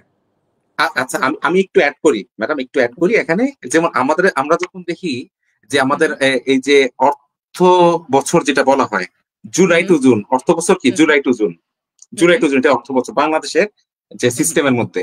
তো এই ক্ষেত্রে যে যখন কাজটা হয়, কোন সময় কাজটা হতে দেখি, জনগণের সেবার জন্যই তো অর্থ বরাদ্দ করা হয়, বাজেট দেওয়া হয়, অবকাঠামো নির্মাণ করা হয় জনগণের সেবা দেওয়ার জন্য। আমরা কিন্তু একদম। লক্ষ্য করি কাজগুলো কখন হয়, বর্ষাকালে হয়। ঝড় বৃষ্টি নামতেছে, রাস্তা তৈরি হইতেছে, ব্রিজ তৈরি হইতেছে, অবকাঠামোগত তৈরি, এটা কিন্তু হওয়ার কথা। এই কাজগুলো শুকনা মৌসুমে হওয়ার কথা ছিল, যখন ওই শীতকাল বা যখন ঝড় বৃষ্টি হয় না তখন হওয়ার কথা ছিল। কিন্তু কাজগুলো কখন হইতেছে, ওই যে যখন ঝড় বৃষ্টি হয়। কারণটা কি, যে আমাদের যে অর্থ বছরটা এরকম করে ডিজাইন করা হয়েছে জুলাই টু জুন, অর্থ আসতে আসতে এরকম একটা অবস্থা হয়ে যায়, তখন ওই যে ইঞ্জিনিয়ার বা ঠিকাদার যারা আছে তারা হয়তো তখন বৃষ্টির মৌসুম ছাড়া কাজ করার সুযোগ পায় না। তো আমার পায় মনে না। হয় যে অর্থ বছরটাও যদি চেঞ্জ করা যায় উন্নত দেশের মতো রেখে, জানুয়ারি টু ডিসেম্বর করা যায় কিনা, এটাও যদি চিন্তা ভাবনা রাখতে পারে সরকার, আমার মনে হয় এই ক্ষেত্রে যে প্রবলেমের কথা বল, এটা কিছুটা হলেও সেবা পাওয়ার ক্ষেত্রে কাজে আসতে পারে। এই আর কি। সেটাই সেটাই হ্যাঁ।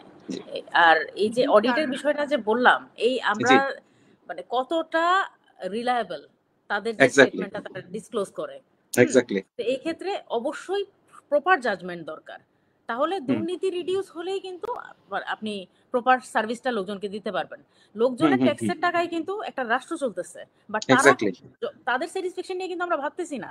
আমরা ভাবতেছি যে এক্স্যাক্টলি। একটা সোসাইটি এই এই প্যাটার্নেই চলে, আমরা আমরা মেনেই হুম, নিচ্ছি হুম, যে স্পিড মানি দিলে কাজ হয়। হুম, তো হুম, হুম, হুম, এইভাবেই হুম। আসলে আমাদের মাইন্ডসেটের পরিবর্তনটা সবচেয়ে বেশি দরকার, প্রশাসনিক মাইন্ডসেট এবং কালচারে চেঞ্জ, সেটা আমাদের এন্ড এক্স্যাক্টলি, থেকে কালচার। সার্ভিস প্রোভাইডারদের চেয়েও বেশি জরুরি হচ্ছে যারা সার্ভিস রিসিভার তাদের এন্ড থেকে একটা অ্যাটেম্প নেওয়া। হ্যাঁ, এখন কিন্তু প্রত্যেকটা সরকারি দপ্তর একটা অভিযোগ বাক্স আছে, আমরা হুম, হুম, সবাই হুম, এটা হুম, দেখি, একটা একটা বাক্স আছে ওটা দেখতেছি, বাট অভিযোগ আমরা কয়জন ওখানে ফেলতেছি? হুম। I mean right. একটা চিরকুটে লেখে তো অ্যাটলিস্ট ওইখানে আমার ডিসস্যাটিসফ্যাকশনটা শো করার কথা। হ্যাঁ, হুম, কিন্তু সেটা আমরা কয়জন লোক করতেছি? আমরা কিন্তু করতেছি না। আমরা আমরা চিন্তা করি যে একটা হ্যালো যদি হয়, হ্যাঁ, তাহলে আমার কাজটা হয়ে যাচ্ছে। একটা হ্যালোর মাধ্যমে যত আর্লি সার্ভিস হয় আমাদের দেশের প্রেক্ষাপটে, এটা হুম, আপনি নরমালি যান সেটা হবে না। হবে না। সো আমাদের মানে কালচারটাতে, আমাদের মানসিকতাতে ড্রাস্টিক্যালি চেঞ্জ না হলে আসলে পসিবল না।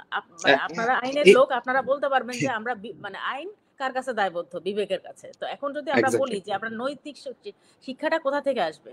তো এইটার জন্য একটা স্পেশালাইজড ট্রেনিং এর ব্যবস্থা করা দরকার, যারা সার্ভিস প্রোভাইডার, যারা সার্ভিস দিচ্ছেন, সিভিল সার্ভিসে যারা আছেন।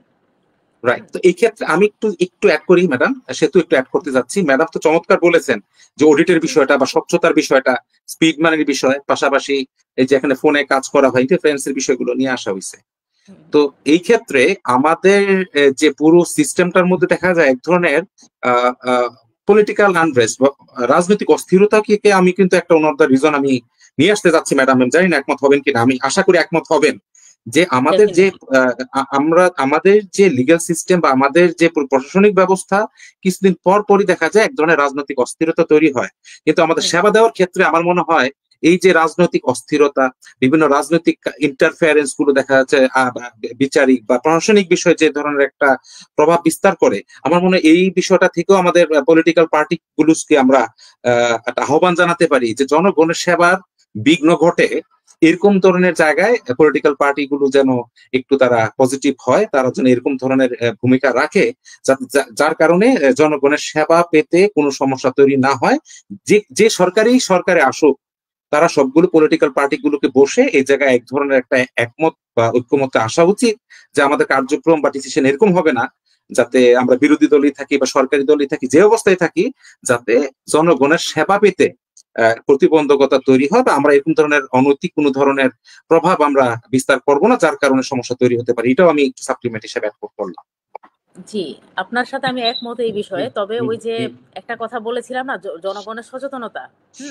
আমরা যখন সরকার নির্বাচন করি তখন ইলেকশন ম্যানিফেস্টো যেটা মানে দলগুলা নির্বাচনের আগে আমাদেরকে শো জি। করে, তখন জি। আমরা কতটা জাজমেন্টাল হই।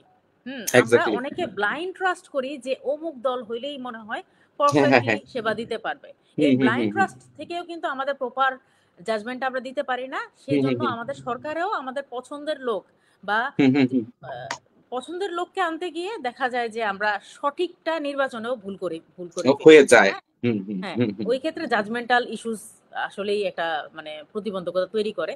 তবে যদি আবার আমি সরকারি প্রতিষ্ঠানের যারা সেবা হুম, দিচ্ছে হুম, তাদের পারফরমেন্সের হুম, বিষয়ে একটা জিনিস অ্যাড করব। হুম, হ্যাঁ, সেটা হচ্ছে যে যারা জনপ্রতিনিধি তাদের বিষয়টা তো ভিন্ন, তারা হুম, 5 ইয়ার্স এর জন্য আসতেছে। জন্য হুম, আসে।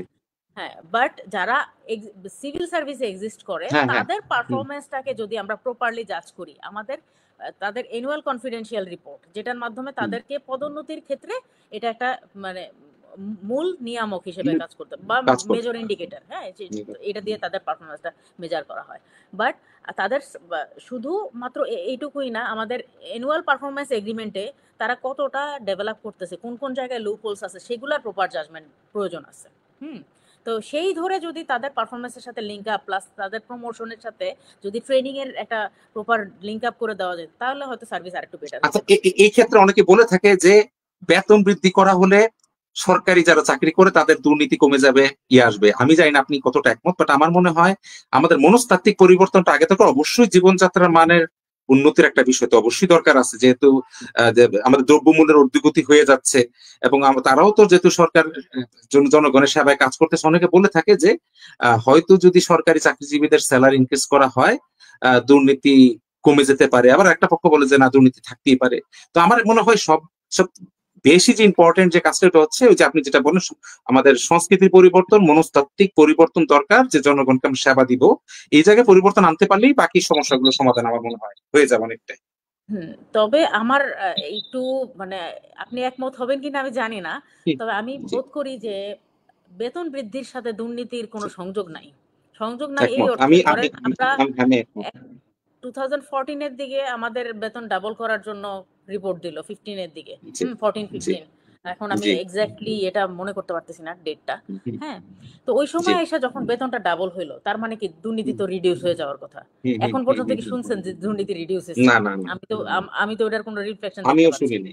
এটা বেসিক্যালি যেটা বিষয় যে আমাদের দ্রব্যমূল্যের ঊর্ধ্বগতি, ওইটাকে হুম, যদি আমরা মানে আমাদের ম্যাক্রো ইকোনমিক সাইডটাকে যদি আমরা হুম, ধরে রাখতে পারি এবং একটা ফ্রেমওয়ার্কের মধ্যে নিয়ে আসতে পারি, তাহলে কিন্তু বেতন বৃদ্ধির প্রয়োজন পড়ে না।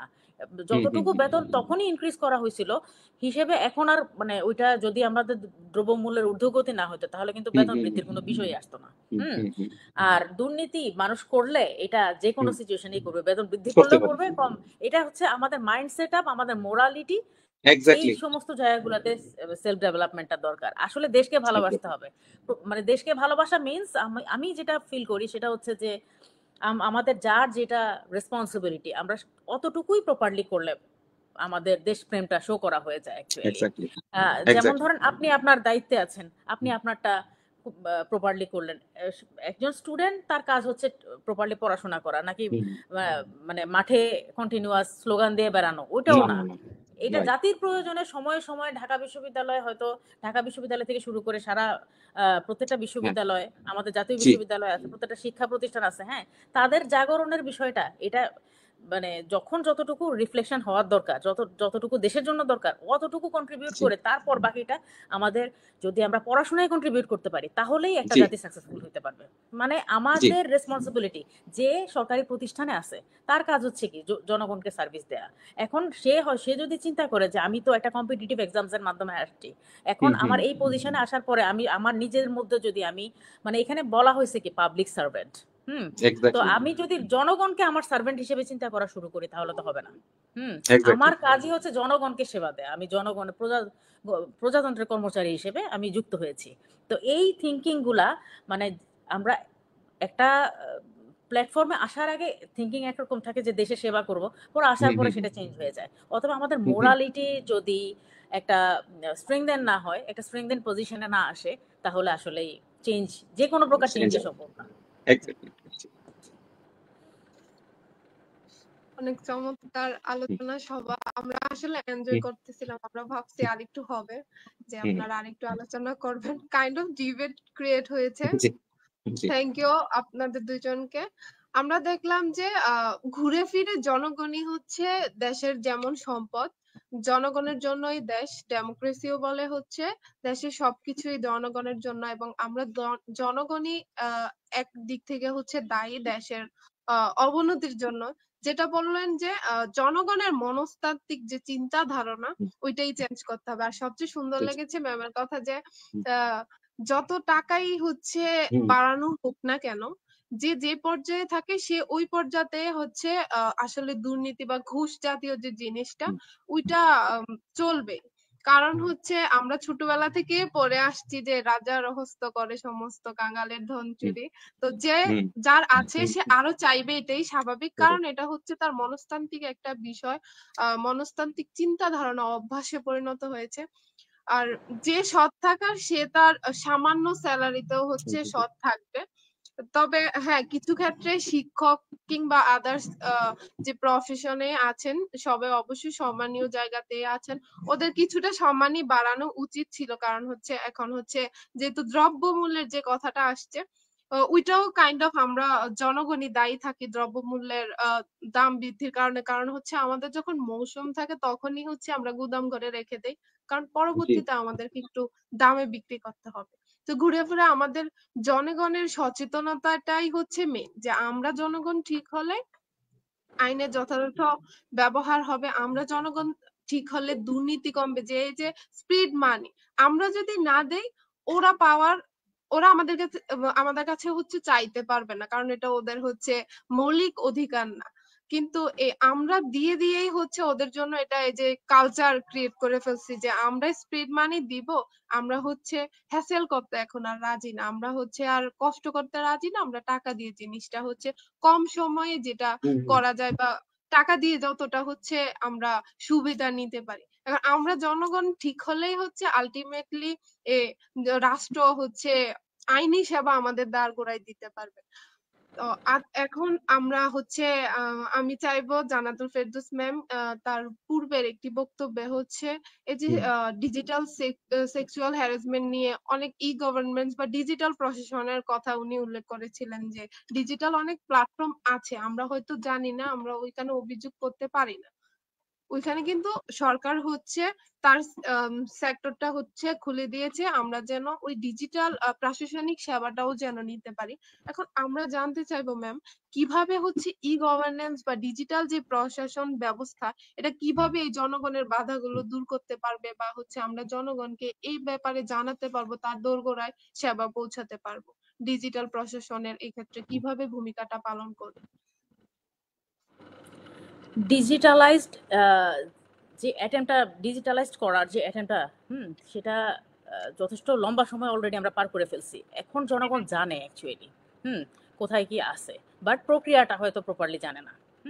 আমরা 90 দশকের দিকে আমরা যখন ছোট ছিলাম, আমাদের সময়কার যদি কিছু স্মৃতি মনে করি, যে আমরা যে কোনো সোশ্যাল মেসেজ আমরা বিটিভিতে দেখতাম যে মিনা কার্টুনের মাধ্যমে দিতেছে, বা ছোটখাটো কোনো অ্যাডভার্টাইজমেন্ট যেটার মাধ্যমে লোকজন সোশ্যাল মেসেজটা বোঝার চেষ্টা করে। ঠিক একইভাবে আমাদের এখন প্রত্যেকের হাতে হাতেই স্মার্টফোন আছে। আমরা যেটা করি কি, যে আমরা রিলস দেখে দেখে যতটুকু সময় পার করি, একটু যদি প্রশাসনিক বিষয়গুলো আমরা নিজেরা ঘাটাঘাটি করি না, আমরা অনেকটাই নিজেরাই আলোকিত হতে পারবো।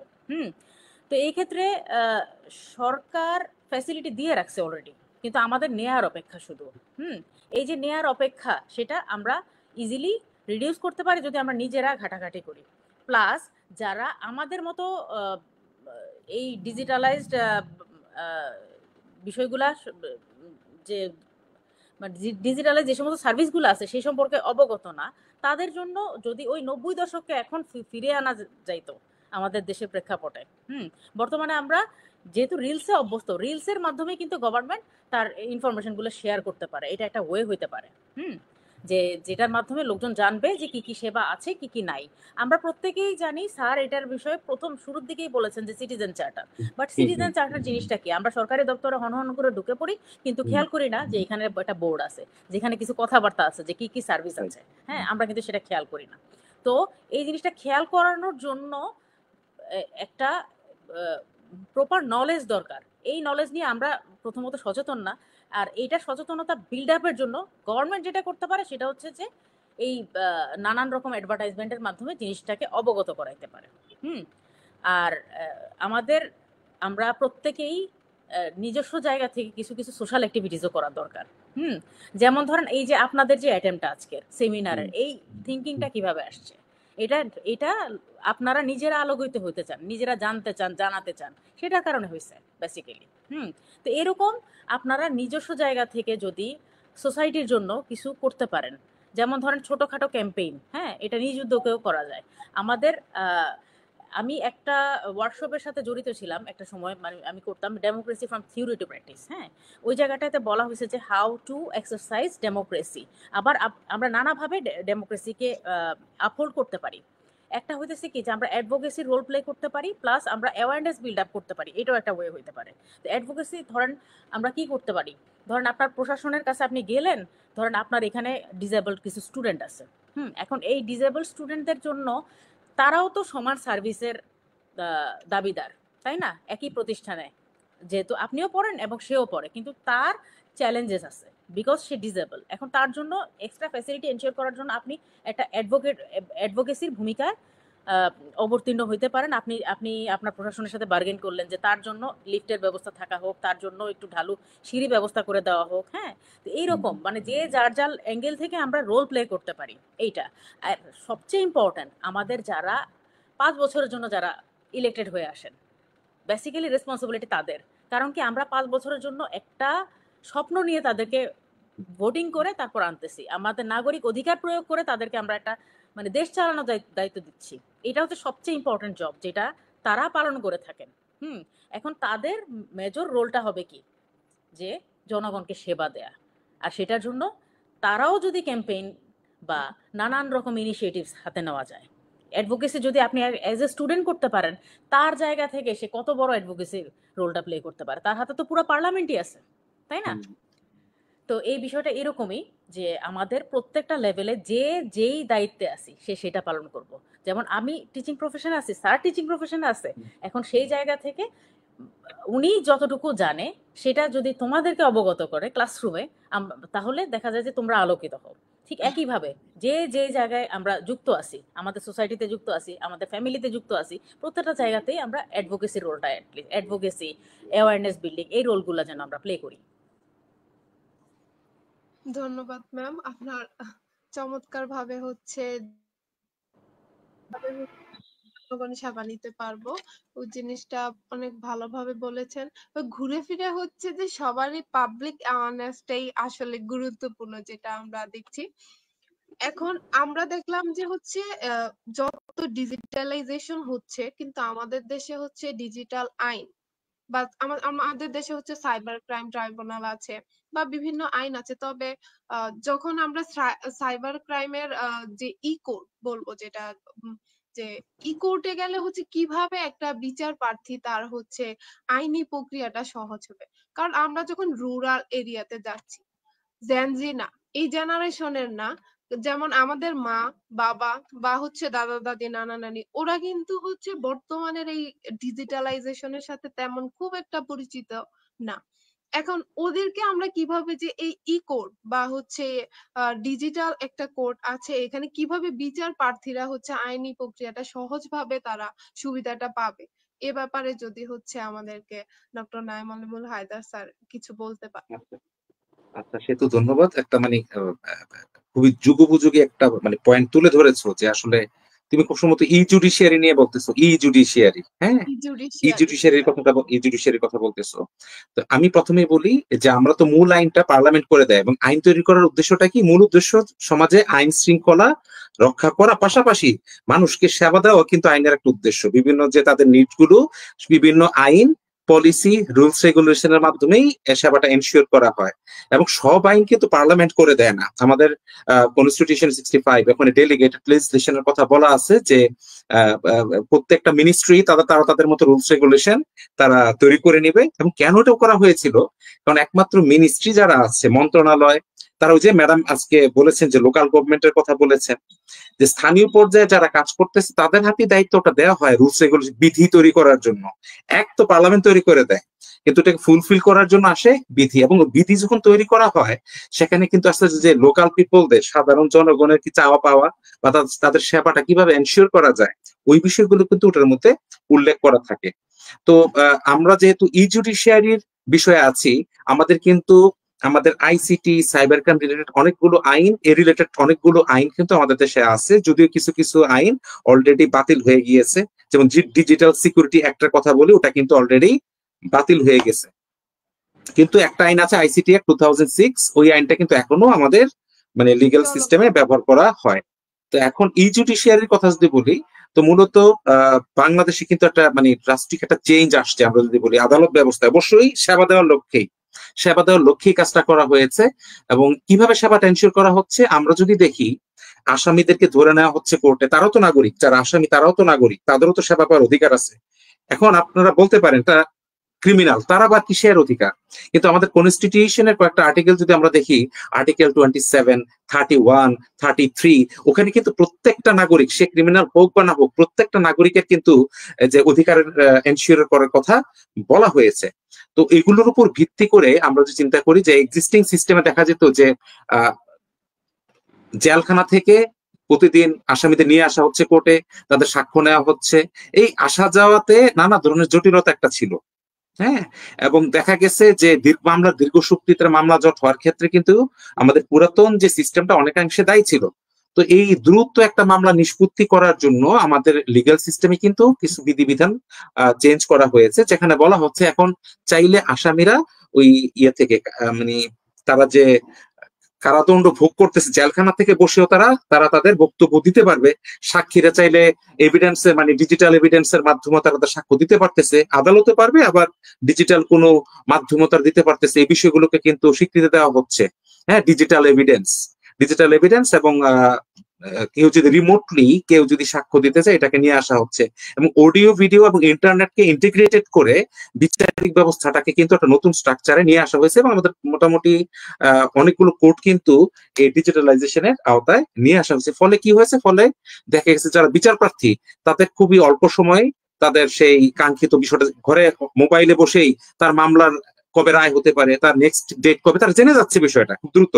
মানে তাদের আর কোর্টে আসা যাওয়ার করা লাগতেছে না, সময় সাশ্রয়, টাকা পয়সা সাশ্রয় হচ্ছে, এবং সেবাটা কিন্তু একটা সুন্দর একটা স্ট্রাকচার রয়েছে চলে আসছে। তো এই ক্ষেত্রে ই জুডিশিয়ারি বলতে বোঝাচ্ছে যখন পুরো বিচারিক প্রক্রিয়াটা কম্পিউটার, ইন্টারনেট এবং মডার্ন ডিজিটাল ইকুইপমেন্ট ব্যবহার করে বিচারিক কাজ সম্পূর্ণ করা হয়, ও পুরো প্রক্রিয়াটাকে বলা হয় ই জুডিশিয়ারি। সো ই জুডিশিয়ারি পুরোপুরি এখন আমাদের এখানে বাস্তবায়ন হয়নি, কিন্তু বিভিন্ন আইন এবং বিধিবিধানের মাধ্যমে এখন আধুনিক করা হচ্ছে আমাদের কোর্টরুম গুলোকে, পুরো লিগাল সিস্টেমকে। আশা করা যায় আগামী 5 বছর বা 10 বছর পর হয়তো এটার সুফলটা হয়তো পুরোপুরি জনগণ ভোগ করবে। এখনো তো অল্প পরিসরে ই জুডিশিয়ারির সুবিধাটা ভোগ করতেছে, হয়তো 5 বছর পর ব্যাপক আকারে এই সুবিধাটা ভোগ করবে, এই আর কি। আচ্ছা স্যার, আমি এটাতে আরো একটা কিছু অ্যাড করতে চাচ্ছি, কারণ আমাদের অডিয়েন্স থেকে একজন এই হুম, রিলেটেড একটা কোশ্চেন এনেছে যে হুম, হুম, আন্তর্জাতিক বিভিন্ন সংস্থাগুলি যেমন ইউএনডিপি, ওয়ার্ল্ড ব্যাংক, এই যে ডিজিটাল সেবা বৃদ্ধিতে হুম, বিভিন্ন প্রযুক্তিগত সহায়তা এবং প্রশিক্ষণ প্রদান করে থাকে। তো বাংলাদেশের মতো ডেভেলপিং কান্ট্রি গুলোতে মূলত এই সেবাগুলো দিয়ে থাকে বা প্রশিক্ষণ দিয়ে থাকে হুম, ইউএনডিপি হুম, বা ইউএন এর বিভিন্ন ব্রাঞ্চ গুলো। হুম, তবে এই ক্ষেত্রে বাংলাদেশের গ্রামীণ জনগণ যথেষ্ট ভাবে সুবিধা থেকে উপকৃত হচ্ছে কি হচ্ছে না, এখানে কি তাদের মনোভাব বা শিক্ষাগত কোনো সীমাবদ্ধতার কারণে তারা এই সুবিধাগুলো থেকে বঞ্চিত হচ্ছে বলে মনে করেন, নাকি আহ প্রশাসনিক যে দুর্বলতা, যে তাদের দোরগোড়ায় হচ্ছে পৌঁছাতে পারছে না। আচ্ছা আচ্ছা আচ্ছা, আমি এটা একটু আনসার দিই, ম্যাডাম যদি অ্যাড করতে চাই করতে পারে। আচ্ছা, ধরেন আমি ডাক্তার, হ্যাঁ, মেডিকেলের ডাক্তার। এখন আমাকে কি করলো, আমি আসলে কিভাবে ডাক্তার হয়েছি, কিন্তু কিভাবে চিকিৎসা করতে, অপারেশন করতে হয় আমি এখনো ওই ওই ইয়াটা পারি না, মানে টেকনিকটা আমার জানা নাই। কিন্তু আমার হাতে একটা ছুরি বা কাঁচি দিয়ে বলো অপারেশন করো, এখন আমার হাতে ছুরি বা কাঁচি দিয়ে দিল, এখন কি আমি অপারেশন করতে পারবো? কি মনে হয়? আমার কিন্তু অপারেশনের পূর্ব অভিজ্ঞতা নাই বা টেকনিক গুলো শিখি নাই, কিন্তু আমি আসছি, আমার হাতে অস্ত্র তুলে দিল, তো আমি আমি অপারেশন করতে পারবো না। আমি কোন অ্যাঙ্গেলে কথা বলতেছি ম্যাডাম হয়তো বুঝতে পারছেন, যে এখন এই যে ট্রেনিং বিভিন্ন ভাবে দেওয়া হচ্ছে, কিন্তু আমাদের যে ইনফ্রাস্ট্রাকচার এক্সিস্টিং, যে আমাদের যে নাগরিকদের বা জনগণদের যে মাইন্ডসেট বা তাদের যে ডিজিটাল ফেসিলিটি নেওয়ার যে ইকুইপমেন্ট গুলো, তারা কি অ্যাভেলেবেল পাচ্ছে কিনা, বা ওইরকম ধরনের ইনফ্রাস্ট্রাকচার বাংলাদেশে আছে কিনা, ওগুলা দান না করিয়ে যদি আমরা ট্রেনিং দেই, দেখা যাবে ওই ধরনের ট্রেনিংটা কতটা আসলে বাস্তবে কাজে আসবে, এটা নিয়ে আমার একটা সন্দেহ থেকেই যায়। অবশ্যই বেসরকারি পর্যায়ে নানা ভাবে ট্রেনিং বা এগুলো দেওয়া হচ্ছে। আমার মতে প্রথমে যদি আমরা জনগণের যে বেসিক বিষয়গুলো তাদেরকে যদি একটু ট্রেন আপ করতে পারি, সচেতন করতে পারি, তাদেরকে তাদের শিক্ষা, তাদের অভিজ্ঞতাকে আরো সমৃদ্ধ করার জন্য বিভিন্ন পদক্ষেপ নেওয়া, এগুলা করার পর যদি একটা স্টেজে গিয়ে ট্রেনিং দেওয়া যায়, ওটা ফ্রুটফুল হবে। কিন্তু দেখা গেল তারা অনেক কিছুই জানে না বা বুঝে না, কিন্তু তাদেরকে ট্রেনিং দেওয়া হচ্ছে, তখন এই ট্রেনিংটা নিয়ে তারা কি কাজে লাগাবে, এটা নিয়ে একটু ডাউট বা একটু সন্দেহ পোষণ করছি। এটাই ছিল আমার বক্তব্য। এখানে যদি ম্যাডাম কিছু বলার থাকে ম্যাডাম বলতে পারেন এই বিষয়টা। আমাদের সাধারণত একটা ইনার্শিয়া থাকে, হ্যাঁ, ইনার্শিয়াটা হচ্ছে আমরা বর্তমানে যে অবস্থায় আছি সেটা থেকে কোনো পরিবর্তন চাই না। এটা শুধু বাংলাদেশিদের বলবো না, এটা সারা ওয়ার্ল্ড ওয়াইড। হ্যাঁ, এই জন্যই চেঞ্জ ম্যানেজমেন্টের নানা থিওরি আসছে, আদারওয়াইজ চেঞ্জ ম্যানেজমেন্টের থিওরি আসার কথা না। চেঞ্জ ম্যানেজমেন্টের থিওরিগুলোতে বলা হয়েছে যে লোকজন সাধারণত রেজিস্ট করবে যে কোনো পরিবর্তনের। যেমন ধরেন এই যে ই গভর্নেন্সের বিষয়টা, যে আমরা সাধারণত ম্যানুয়ালি চলে অভ্যস্ত। যেমন ধরেন এই যে আমরা ই ট্যাক্স কতজন দেই, আমাদের এডুকেটেড লোকজনের মধ্যেই খুঁজে পাওয়া যাবে না যে অনলাইনে আমরা ট্যাক্স দিছি। তো এই ক্ষেত্রে এই যে বলা হইতেছে যে চেঞ্জের বিষয়টা, আমাদের এই চেঞ্জটা আনা যাবেই হচ্ছে ডিজিটাল লিটারেসির মাধ্যমে। হ্যাঁ, এখন ডিজিটাল লিটারেসির জন্য এনাফ ট্রেনিং দরকার। আমরা সাধারণত মনে করি যে digital literacy means Facebooking, digital literacy means only scrolling. এর বাইরে কিন্তু আমরা অনেক কিছুই বুঝতে চাই না, ভাবতে চাই না। ঠিক সার্ভিসটা দিতে গেলেও যেরকম ট্রেনিং লাগবে, সার্ভিসটা নিতে গেলেও ট্রেনিং লাগবে। দুইটা জায়গাতেই দরকার। আপনি আমার প্রশ্নটা ছিল ম্যাডাম শুধুমাত্র ট্রেনিং দিয়ে কি সিচুয়েশন ডেভেলপ করা সম্ভব কিনা, নাকি আমি এর আসতেছি এই পাশাপাশি? পয়েন্টটাতে, হ্যাঁ জি, এই পয়েন্টটাতে আসতেছি। হ্যাঁ, শুধু ট্রেনিং দিয়ে হবে না, আমাদের ইনফ্রাস্ট্রাকচার লাগবে। তো ইনফ্রাস্ট্রাকচার 2010 সালের থেকে এই পর্যন্ত ইনফ্রাস্ট্রাকচার ডেভেলপমেন্টের জন্য কিন্তু আমরা এনাফ টাইম পাইছি, কিন্তু আমরা প্রত্যেকটা জায়গাতেই ওই যে আমাদের মেজর প্রবলেম, আমরা প্রত্যেকটা জায়গাতে দুর্নীতিগ্রস্ত থাকি।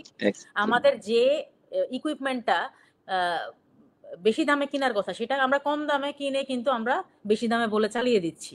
এরকম হচ্ছে কিনা, এটা কিন্তু কমন চিত্র। হ্যাঁ, যেটার কারণে ইনফ্রাস্ট্রাকচারাল চেঞ্জ গুলো আমরা প্রপারলি দেখতে পাচ্ছি না। তো ইনফ্রাস্ট্রাকচারাল চেঞ্জের জন্য আমাদের ওই মোরালিটির জায়গাতে আমরা যা ক্রয় করতেছি, প্রত্যেকটা প্রতিষ্ঠানে ক্রয় কমিটি আছে, বাট কতটা জাজ করতেছে?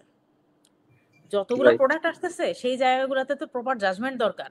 যারা ক্রয় কমিটিতে আছে এই ক্ষেত্রে তাদের প্রত্যেকেই তো বলতে গেলে যে এই ঘটনার জন্য দায়ী। তো আলটিমেটলি আমরাই জনগণ, আমরাই বডিতে আছি এবং আমরাই আমাদের ক্ষতি করতেছি। তো এই বিষয়গুলোতে এই যে অনলি ট্রেনিং এ হবে না, আমাদের ইনফ্রাস্ট্রাকচারাল ডেভেলপমেন্টও প্রপারলি দরকার, পাশাপাশি আমাদের ডিজিটাল লিটারেসি এনশিওর করা দরকার। তো এইখানে একটা কোশ্চেন মেবি আসতেছে বারবার, জাতিসংঘের ডিজিটাল গভর্নমেন্ট গাইডলাইন্স। হ্যাঁ, আমাদের এই যে এসডিজি আমাদের মিলেনিয়াম ডেভেলপমেন্ট গোল অনেক আগেই চলে গেল। তারপর এই যে এসডিজি আসছে, এখানে peace, justice and strong institution 16 নম্বরে বলছে।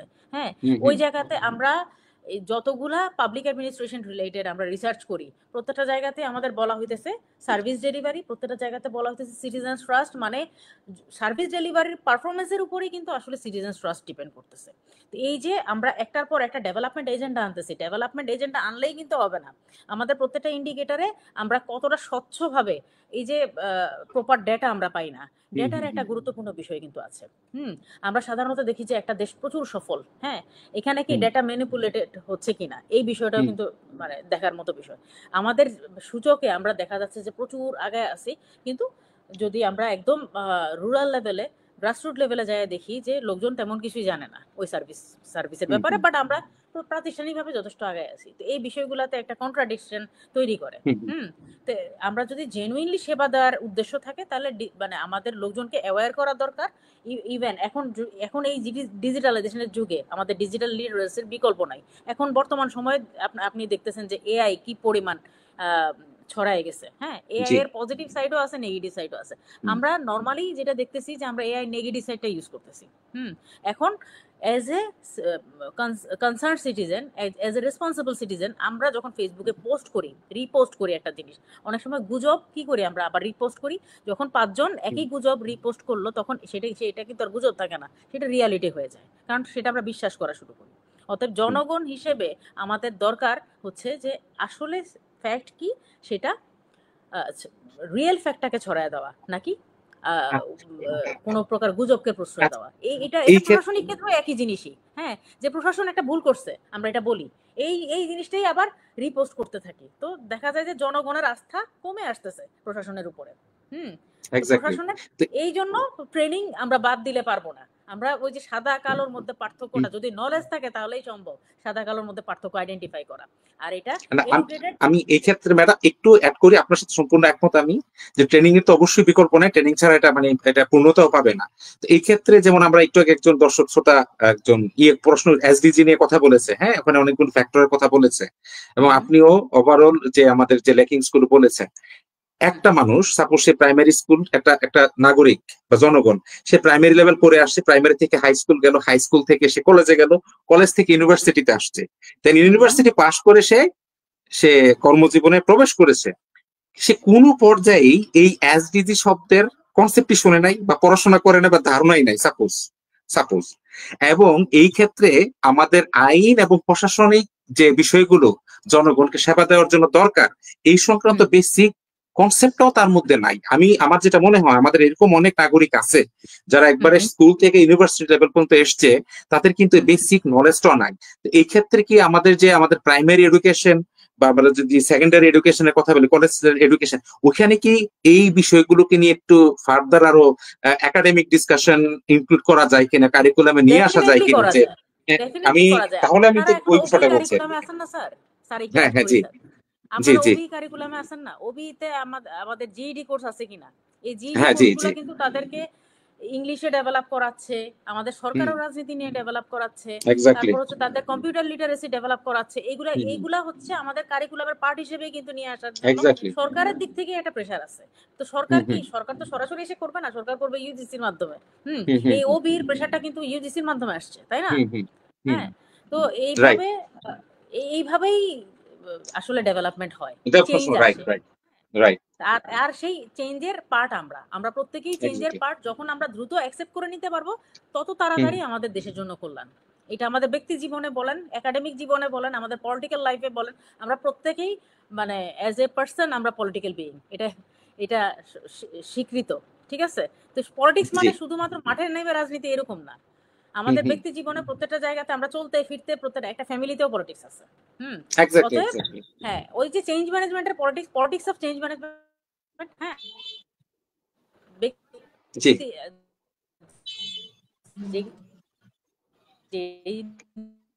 যে নলেজটা আমরা গেদার করি সেটাই আমাদের ব্যক্তি জীবনে ইউজ করা, that is politics of knowledge. Exactly. তো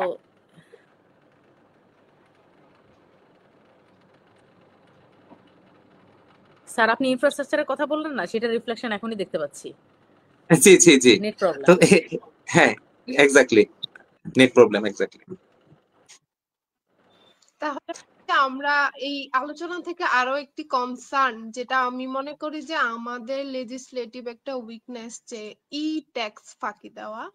তো আমি মনে করি যে আমরা কম্পিউটার দিয়ে দিলাম কিন্তু ইলেকট্রিসিটির সংযোগ দিলাম না, ওটা এরকম। জি জি জি জি।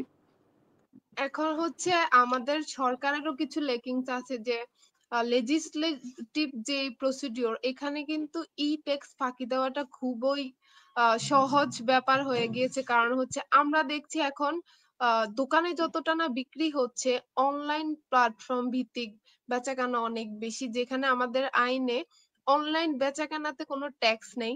তারপরে হচ্ছে আমাদের এই সংক্রান্ত কোনো আইনই নেই।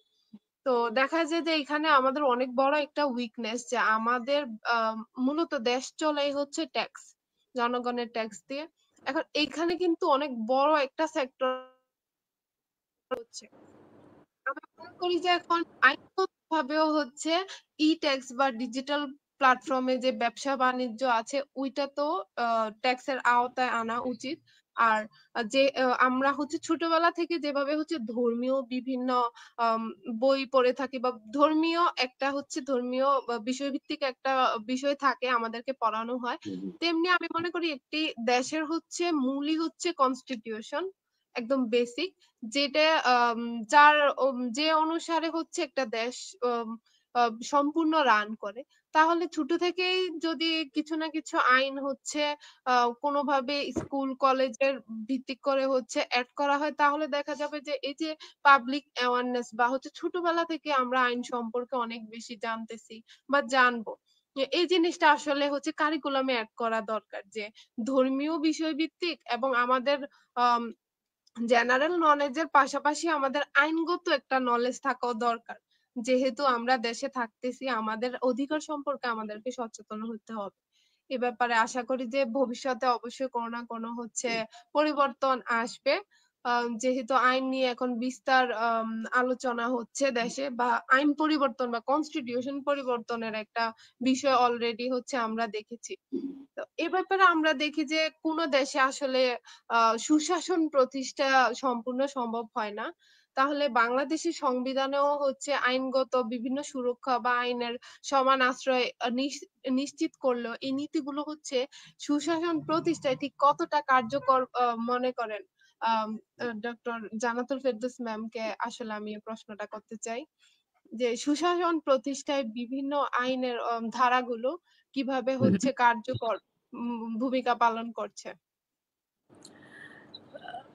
এখানে কার্যকর একটা রাষ্ট্র প্রপারলি চলতে গেলে আমাদের আইনের বিকল্প কিছু নাই। আইনকে অ্যাভয়েড করে আমরা কিছুই করতে পারবো না। আর না হলে মানে কন্টিনিউয়াসলি আমরা নৈরাজ্য দেখতে পাইতাম। এখন আমাদের ওই রকম ফ্রেমওয়ার্কে চলতেছে বলেই একটা দেশ এখনো রান করতে পারতেছে। আমরা স্বাধীনতার 50 বছর পরে এখন আমরা সফলই বলতে গেলে আমরা বিফল বলতে পারবো না। কারণ এখন পর্যন্ত আমাদের যে এডুকেশনাল স্ট্যাটাস বলেন, আমাদের যে ইনফ্রাস্ট্রাকচারাল ডেভেলপমেন্ট বলেন, এই প্রত্যেকটা জায়গাতে আমরা রিফ্লেকশন যতটুকু রাখতে পেরেছি সেটা সফলতার জন্য এনাফ। কারণ আমাদের চেয়ে একই টাইমে হয়তো অন্যান্য দেশ আরও ডেভেলপ করছে। যদি আমরা আমাদের দুর্নীতির সাইডটা রিডিউস করে ফেলতে পারতাম তাহলে আমরা আরও বেশি সফল হইতে পারতাম। কিন্তু এখন যে সিচুয়েশনে আছি আমরা, আমাদের সবচেয়ে বেশি ইম্পর্ট্যান্ট হচ্ছে যে আমাদের প্রশাসনিক কাঠামোর যে বিকেন্দ্রীকরণের বিষয়টা, ডিসেন্ট্রালাইজেশন, এটা আমরা কিন্তু রিয়েল ডিসেন্ট্রালাইজেশন দেখতে পাই না। আমরা ডিসেন্ট্রালাইজেশন নানা রূপ আছে। বেসিক্যালি আমাদের মানে ডিভলিউশনটা দরকার। ডিভলিউশন হচ্ছে যে আমাদের যে সমস্ত লোকাল গভর্নমেন্ট ইউনিট আছে তারা যেন নিজের বাজেট নিজেরা তৈরি করা, প্লাস হচ্ছে নিজেদের এক্সপেন্ডিচার, নিজেদের আর্নিং সোর্স এবং নিজেদের এক্সপেন্ডিচার নিজেরাই যেন করতে পারে, এবং নিজেদের ডিসিশন মেকিং যেন নিজেরা করতে পারে, যেন সেন্ট্রাল গভর্নমেন্টের উপর ডিপেন্ড না করতে হয়। তারপর আমাদের আইনি জায়গাতে একটা নৈতিক জবাবদিহিতা, যে আমাদের দুর্নীতি দমন কমিশন আছে আমরা জানি, কিন্তু সেটা কতটা অ্যাক্টিভ সেটাকে স্ট্রেংথেন করতে হবে আমাদের। তারপর আমাদের মানে প্রশাসনিক অডিটের কথা আগে বললাম।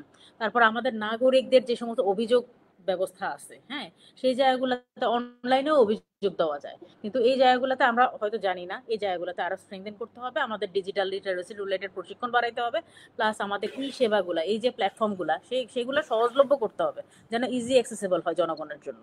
প্লাস জনগণের প্রপার পার্টিসিপেশন, পিপলস পার্টিসিপেশন, নাগরিকদের অংশগ্রহণ, এবং যে সমস্ত প্রক্রিয়াগুলো আছে, যেমন ধরেন ইউনিয়ন লেভেলে ওপেন বাজেট সিস্টেম আছে, তারপর আবার লোকজন মত বিনিময় করে ওই জায়গাগুলোতে, প্লাস উইমেনদের অংশগ্রহণের জন্য আমাদের কিছু রিজার্ভ সিট আছে।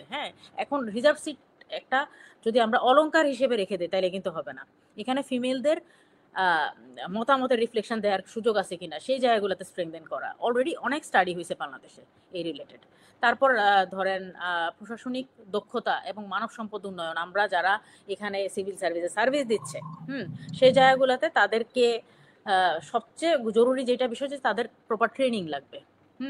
প্লাস হচ্ছে যে তাদেরকে প্রপারলি চেক অ্যান্ড ব্যালেন্স, তাদের অ্যাক্টিভিটিসগুলোর জন্য প্রপারলি তাদেরকে জবাবদিহিতার আওতায় আনা, এই বিষয়গুলো জরুরি আসলে। ধন্যবাদ ম্যাম। তাছাড়া স্যার হচ্ছে নতুন হচ্ছে যে তথ্যাধিকার আইনের কথাও বলেছিলেন, যে প্রতিষ্ঠা। এখন আমরা দেখছি যে শুধু যে ভিকটিম বা প্লেনটিফ শুধু ওদেরকে নয়, এখন আমরা দেখছি একিউজ বা ক্রিমিনালদেরকেও ওই রকম তথ্যের অধিকার নিশ্চিত করতেছে, যেন সে এখন তার ঘরে বসে দেখতে পারে যে আইনের শুনানি কখন বা আদার্স যে হচ্ছে কনস্টিটিউশনাল রাইট গুলার কথাও এর মধ্যে স্যার বলেছেন। তো আজকে আমাদের এই আলোচনায় আমরা অনেকগুলো উইকনেস দেখেছি, সরকারের সফলতা দেখেছি, এবং অনেক গুরুত্বপূর্ণ কিছু তথ্য আমরা বের করতে পেরেছি। যেমন হচ্ছে শুধু আইন নয়, প্রশাসন নয়, প্রযুক্তি সহ একত্রে যদি হচ্ছে দেখা যায় যে আমরা কাজ করে, তখন দেখা যাবে সেবার প্রকৃত লক্ষ্য যেটা সেটা আমরা আসলে আর্ন করতে পারবো।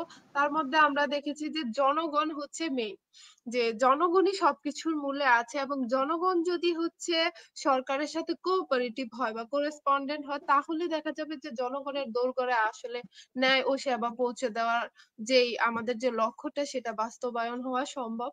তো আমরা প্রায় আমাদের 1 ঘন্টার লাইভ সেশন থেকে অনেকটা এগিয়ে গিয়েছে, যেহেতু খুব চমৎকার একটি আলোচনা আমাদের মধ্যে দর্শকরাও হয়তো বা এনজয় করেছে। কারণ আমরা খুবই গুরুত্বপূর্ণ তথ্য নিয়ে বা নতুন কোনো কিছু নিয়ে আমি নিজেও স্পেশালি নতুন অনেক ইনফরমেশন জানতে পেরেছি। অবশ্য আপনার দুইজনকে অনেক ধন্যবাদ, সম্মানিত অতিথিবৃন্দ, এবং আমাদের যে স্পেশালি যে আমাদের স্পেক্টররা বা দর্শকরা আছেন আমাদের সাথে এতক্ষণ পর্যন্ত, সবাইকে আমরা অবশ্যই ধন্যবাদ জানাচ্ছি। আমরা হয়তো বা ভবিষ্যতে আবারও আপনাদেরকে নিয়ে লাইভ সেশনে আসতে পারবো, আশা রাখছি হয়তো বা আপনারা আসবেন এবং আমাদেরকে এমন চমৎকার কিছু তথ্য উপস্থাপন করবেন। সবাইকে ধন্যবাদ আজকের মতো। আন্তরিকভাবে স্বাগত জানাচ্ছি আপনাদের মূল্যবান মতামতের জন্য। ধন্যবাদ। ধন্যবাদ সবাইকে। ধন্যবাদ সবাইকে এতক্ষণ ধরে শোনার জন্য আমাদের। ইনশাআল্লাহ ধৈর্য সহকারে। ইনশাআল্লাহ। ধন্যবাদ সেতুকে, ধন্যবাদ ম্যাডাম, আপনাকে অসংখ্য ধন্যবাদ এত ব্যস্ততার মাঝে আমাদের সাথে যুক্ত হয়েছেন ম্যাডাম। আপনারা ইনভাইট করছেন সেজন্য ধন্যবাদ। আপনারা, আমি কৃতজ্ঞ আসলে এটার জন্য, যে আজকে এই প্ল্যাটফর্মে এসে একটা মানে আমাদের ভিউজ এক্সচেঞ্জ করতে পারলাম।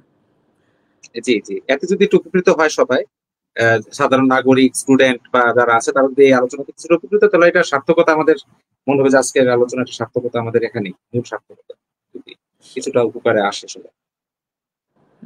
সেটাই সেটাই। ধন্যবাদ।